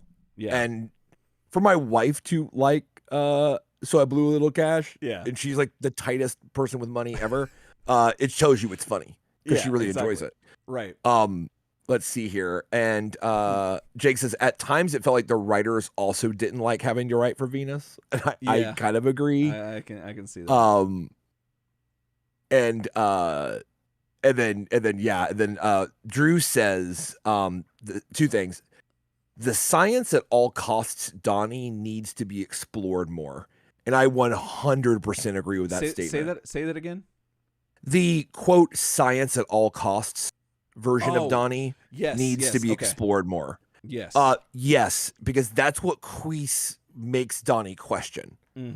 Is the price of progress, right? Some Werner von Braun shit, and I was there for that vibe that was in that episode. I agree. More science at all costs, Donnie. Yeah, that needs to be explored. He also says Peter Laird hating Venus didn't help the show much either, which is true. Yeah. Peter Laird later was very, very vocal about how he didn't like it.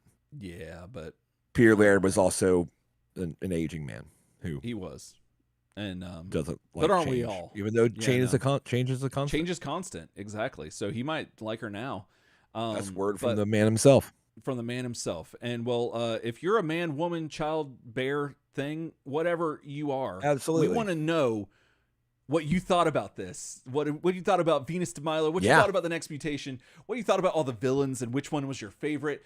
What you thought about our coverage of it? Did we have any capital ideas that you wanted to that changed your opinion or swayed you in any way? Please let us know and email us turtlesoupshow@gmail.com. You can send us text or like typing it up, or you could send us a voicemail like we used to play back in the day because people stopped sending us text. By typing text or talk to us. Sure, you can use your mouth or your hands, one of the two. Mouth or hands. Mouth or hands. Those are your only options right now until the internet gets a little bit more advanced. So, but let us know. Hit us up there.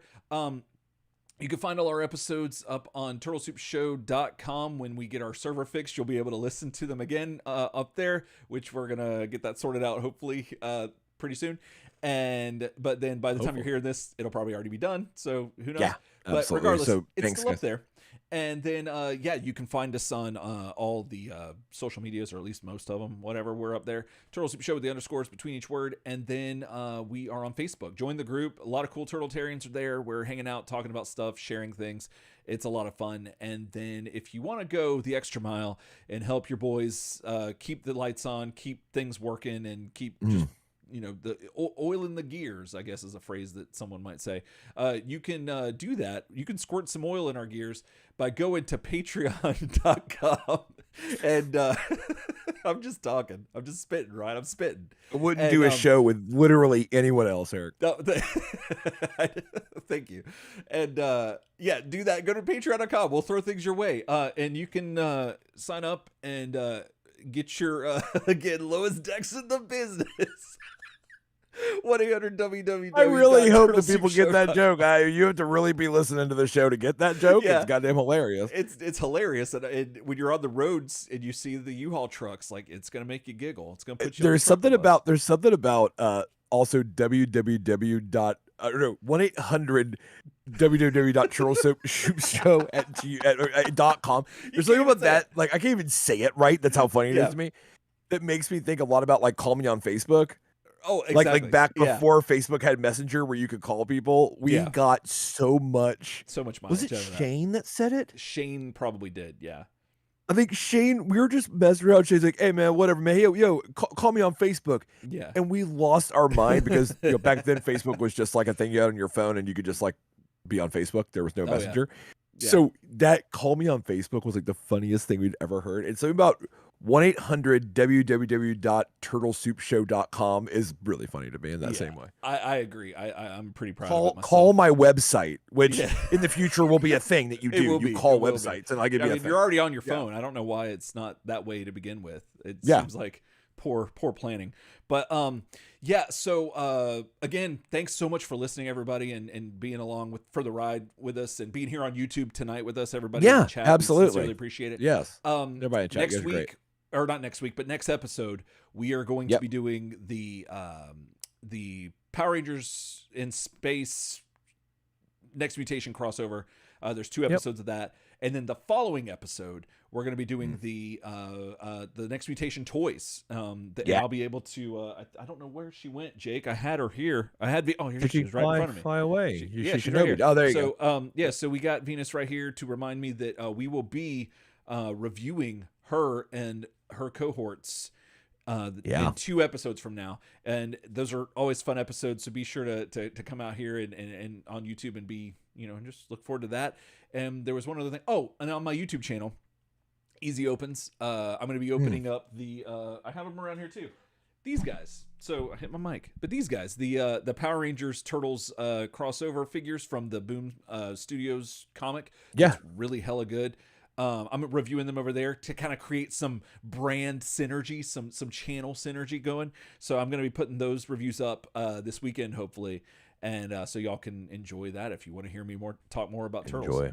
Enjoy it. So I think that's everything. So again, thank you so much. And until next time, Elsetime.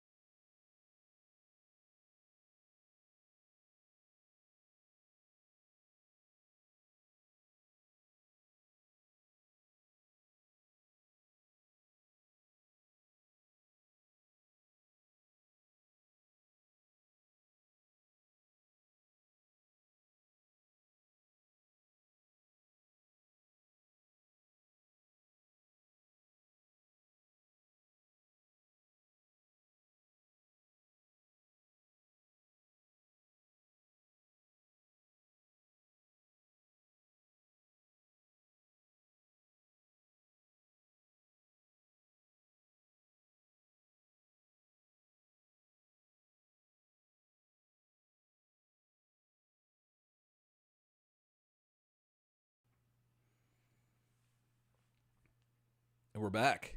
What up? Man. So one time, never forget that one time Bismarcky had a song called The Dragon. Yeah. That was about body odor. Yeah. And in that song, he explains how nobody likes people with body odor. And then one of the lines he says, "If you don't believe me, you must be doo-doo." This is what I'm saying. Oh my god. About the dragon. He just said, that's it. If you don't believe me, you're doo-doo. There you go. Bismarcky. Jacob's in the chat. Drew, Jake. Even Easy Opens. Yeah, I was in there for a second. Everybody's in the chat. Yep. Oh, he was in the chat earlier. He literally texted me and everything. He tuned in during that story. I told really that that's he was amazing. There. It's crazy. The timing is wild. And he said, like, I believe I was there for that. I think I was the one that instigated it. And I said, and now I can out him. He's the guy that the troublemaker put the challenge to, knowing he'd do it. Right. And then Uno reversed shit into everyone doing it. Right. That was Jonathan. Yeah. Yeah. Jonathan, first back to the house. Worry free. Oh yeah, no question. Yeah. So yeah, lots of people saying Capital Show, gents. Drew in the chat. Jacob in the chat saying, I always tune in at the last minute. Catch you on the replay. Yeah. No, it's 8 p.m. Eastern, sadly. Yeah. I know sometimes people just can't make it. Yeah, no, it happens. But yeah, and then Jake's in here saying the episode does have to be named Capital, right? Something capital. A capital conclusion. He suggests a capital conclusion, which is not bad. It's got alliteration. I'm a fan of that. Let's see. Yeah, it's 10 Central. Oh, okay. 8. Like right now. Yeah. That yeah, makes sense. Right now it's 10 Central. Yeah. Yeah, no, I meant the show is at 8 Eastern. Oh, okay. Yeah. I was saying that like some people can't make it to the 8 Eastern. I get that because as you go back, that's 7 Central, which yeah. Some people are still eating dinner. Right. Some people have sweat lodge. You know what I mean? I mean, there's things some people teach the kids ninja skills. Right. You know, I mean, like I get it. M in the chat saying magic front tail fat overload because that's what the text said. Magic overload. And then Jake doubles down with magic overload from the magic area. Yeah.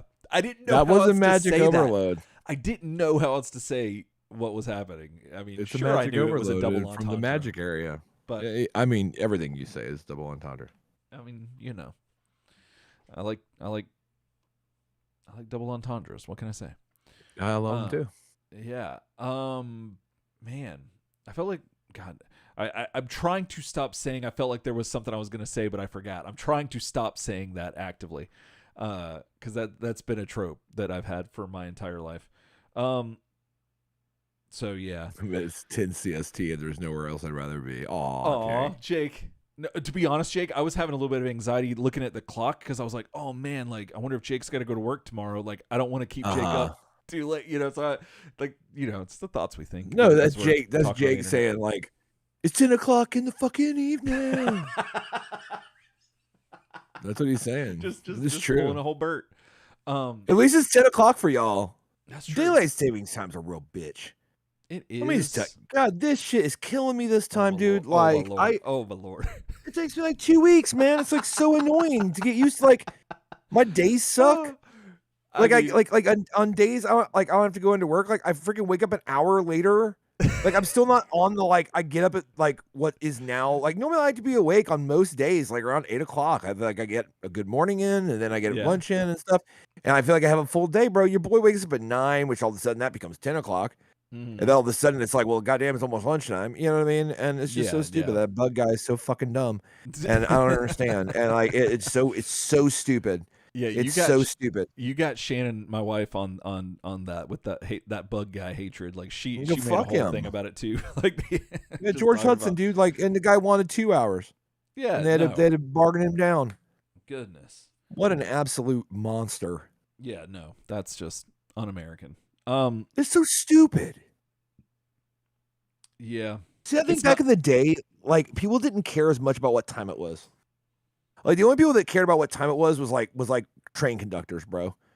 Yeah. Like I think back in the day, like the bulk of the country, they were farmers, and they're like, I don't give a shit what the clock says. Like literally, the sun came up. I have to go to work. Yeah. Like the sun comes up. I wake at dawn. Right. If you call dawn 6 and then you call it 7, I don't care. Yeah. I work until literally I can't see outside. That's dark. Whether you want to say that's 8 o'clock or 7 o'clock or 6, I don't give a shit. Matter. Yeah. And then I go to sleep when it's dark, and I wake up again when the light comes up. Like most of America was that. Right. So daylight savings time only mattered for assholes who were like, I don't want to burn as many candles, and but I can collect bugs. Most of America wasn't messed up by it, but now everybody has to be somewhere sometime. It has to be a time, and it literally messes us up. There's studies that say it goddamn kills people. Yeah, and we still do it. Yeah. I mean, I seriously think that like if one of the political candidates would just actively make that their campaign thing to abolish it entirely, I think that they could sway the election, honestly. Like I feel like that's a real big point of contention for people. Well, it's so annoying because like the politicians, like they tried, like, and even a bunch of politicians I don't fucking like they were wanting to do away with it, and I was like, all right, fuck, like do something. Mm-hmm. And then like everyone else is like, well, you'd think that in the Senate we have more important things to worry about, and I'm like, you don't do shit. You don't do shit. Yeah. Yeah. So like you don't have more important things to worry about. Obviously. Literally the most important thing should be daylight savings time. It makes a real impact. Everyone's like, oh, dinner. Oh, you know what people are talking about over the dinner table? They're not. They're talking about inflation. I'm talking about goddamn daylight savings time. We could one sweep of the pin. One sweep of the pin. One sweep of the pin. Dead ass. Well, no one likes it. Who likes it? Who likes it? Nobody is saying that daylight saving time is a capital idea. Nobody is saying that. No, it's not capital. It is lowercase. It's lowercase. It's a lowercase idea. That is lowercase thinking. Totally lowercase thinking. We got to stop that. Oh my god! Good to God, no, Jake, no. I'm always talking about front tail. Rocket Red countdown liftoff. I'm waiting to see that emoji come through. Oh Kid's my mom Lord! Was caught up in Ryan's rant. Hi, kid's mom. Oh my goodness! You hate it too, I know. Yeah, it's the worst. It's just like, I can't. It's so stupid. The older I get, I can't. Like I just get so mad. Like it's so stupid. It is. Like, news flash. There's a winter solstice and a summer solstice, okay? When it's summer solstice, the day's the longest. When it's winter, it's shortest. Deal. Just deal. Who freaking cares? Like, you don't need to adjust the goddamn clock for it. Right. It will be back again. Yeah. It'll be back again. It'll worry. Be a longer day again. Yeah. It'll be fine. Nobody burns candles anymore. And that origin is made up anyway. Mm-hmm. Benjamin Franklin didn't roll by someone's house on a bicycle and say, oh, they're burning candles, but it's 7 a.m. No one said that. Didn't even happen. No. And why does he care about candles? He could control lightning, so it didn't matter. No, Benjamin Franklin, guess what old Benji did? He woke up when the fucking sun came up and went to sleep when the sun went down. Because we were binaural sleepers. We would wake up at 2 a.m. and they would open stores and people would go and buy feed and come back to bed. Yeah, I wish that would happen again. That man used to sit outside naked in the cold and have a cold air bath so we could sleep better later. Right. That's what he was worried about. For all we knew, him and his friend Odie ran naked across the yard to try to touch the fence back then. But you can't do that now with daylight saving time. You can't do that now with daylight saving time. It's fucking daylight at 6 a.m. That's too early for the sun. Like bro, it was like about 4 o'clock when we decided to do that run. Right. You know what I'm trying to say? Like we couldn't have been in front tail wagon. No, your front tail can't be school kids would have seen us and shit. Exactly. And that's not capital for them. That's not capital for them. Jake, Benjamin Franklin did scream out capital when he discovered electricity. He was like, capital! He totally did. But like, yeah, man, I'm just sorry, bro. Like, I it's goddamn near. It's 11:15 Eastern, and and I'm still talking about this shit. I'm sorry. I meant to come in with that weird thought that occurred to me while I was peeing about Biz Markie and how he just literally said you're doo doo. Yeah. And I thought that's funny. Yeah. And now, now you're here. You're here. I can't. It's just, and when you're here, you're here. Man. I mean, I think the only I would like to see an advocate for daylight saving time, but like, what if this is a weird thought, so just go with me. But like, what if someone's like, yo, Olive Garden's like really behind daylight saving time. They love it. And what they do is they're like, yo, you thought unlimited stick was like unlimited. It's even more unlimited at daylight saving time. And they're really pushing that. And I'm like, oh, well, you know what? Yeah, what will sway me in my political views is the amount of bread that you feed me. That will. What do you have to gain, or how are you paying me off with this blood money bread? Right, like I'm sorry, my blood money pasta. Pasta walks. You know what I mean? Or pasta talks. That's what I meant to say. Yeah. No, I mean, like I just like. I get really upset about things, and I'm going to stop right here. I'm just going to sum this up. I get really upset about things that everyone knows is bad, and we let it happen. That like kills me. Yeah.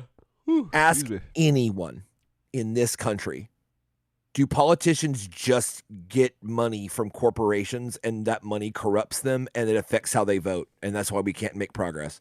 Yeah. And everyone will agree. Now they'll say, oh, it's the Democrats mostly, or it's the Republicans mostly, but they all agree that they take the fucking money and then they don't do anything for us.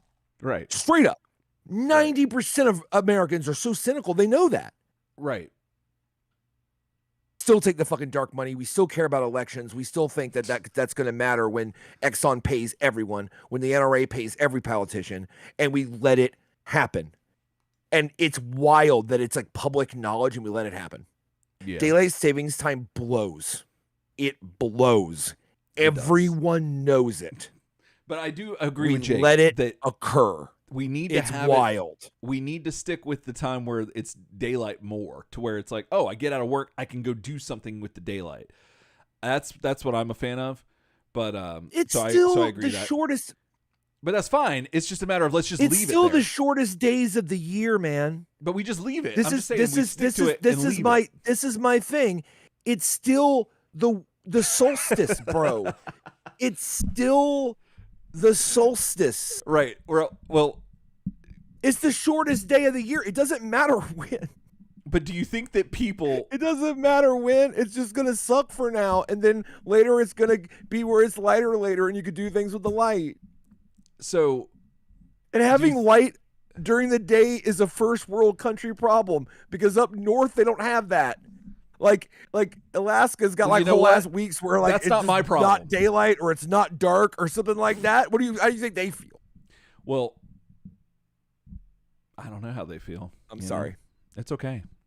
It's capital though. There's fair. Yeah. Blood money pasta and then daylight savings time, boys. It does sound like a great record title. I'm really sorry. You're dividing. Okay. I know. Sorry. You're sounding like a superstitious voodoo princess is what you're sounding like. I am a superstitious voodoo princess. That kind of rhymes a little bit. I kind of love that. It does. I have to put that on the record.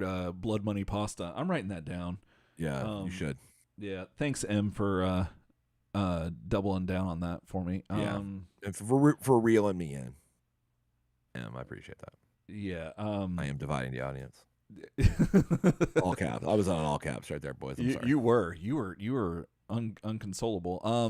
Or inconsolable. Inconsolable. Inconsolable is correct. Yeah. Well. Yeah. We need to name this episode. So. Capital Conclusion is a pretty cool one. The only other thing that.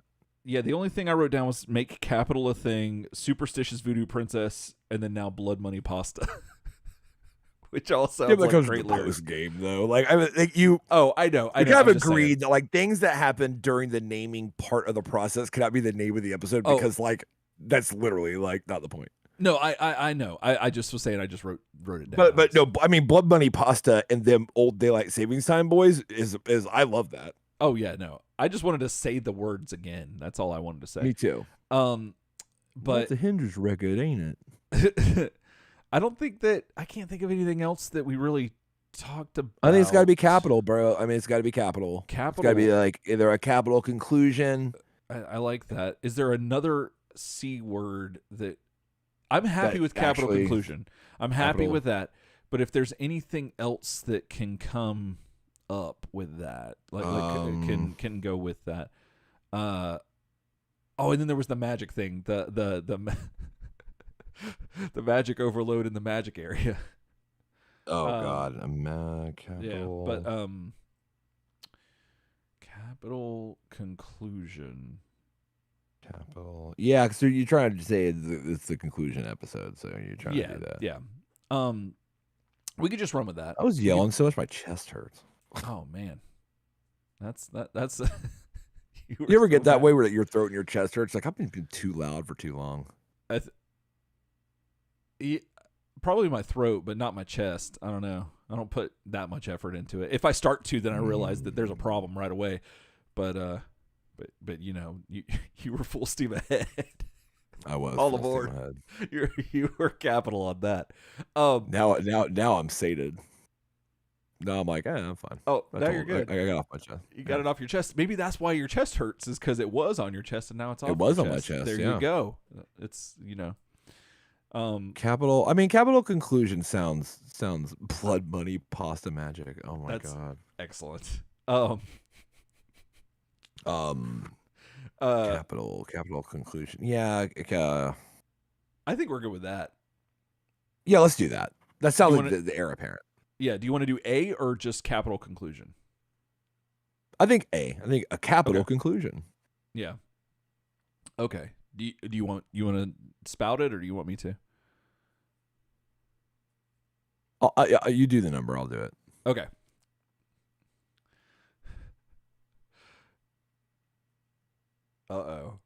So Jake says in the chat that shocked, unraveling the last mutation. Yeah, he asked for chatbot to give him a name for the thing. Yeah, shell shock. Yeah, okay, that's not great. Yeah, chat GPT. The last mutation. Yeah.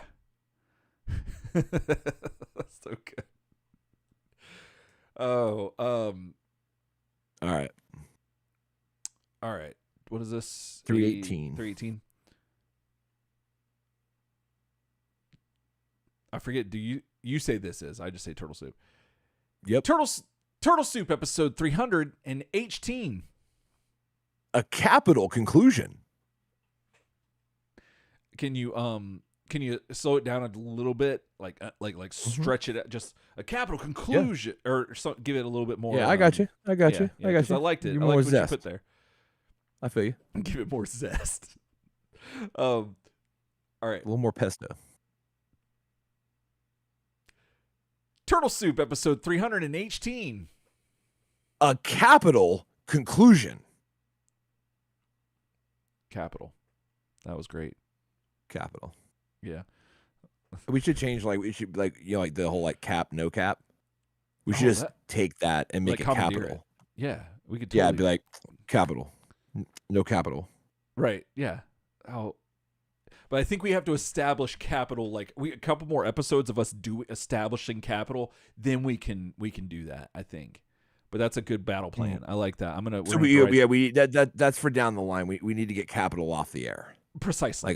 Into the air. We need to get it off the ground. Right. And then we can start dropping the bombs and stuff and getting that going. But I usually wait until I'm in to drop the bombs. So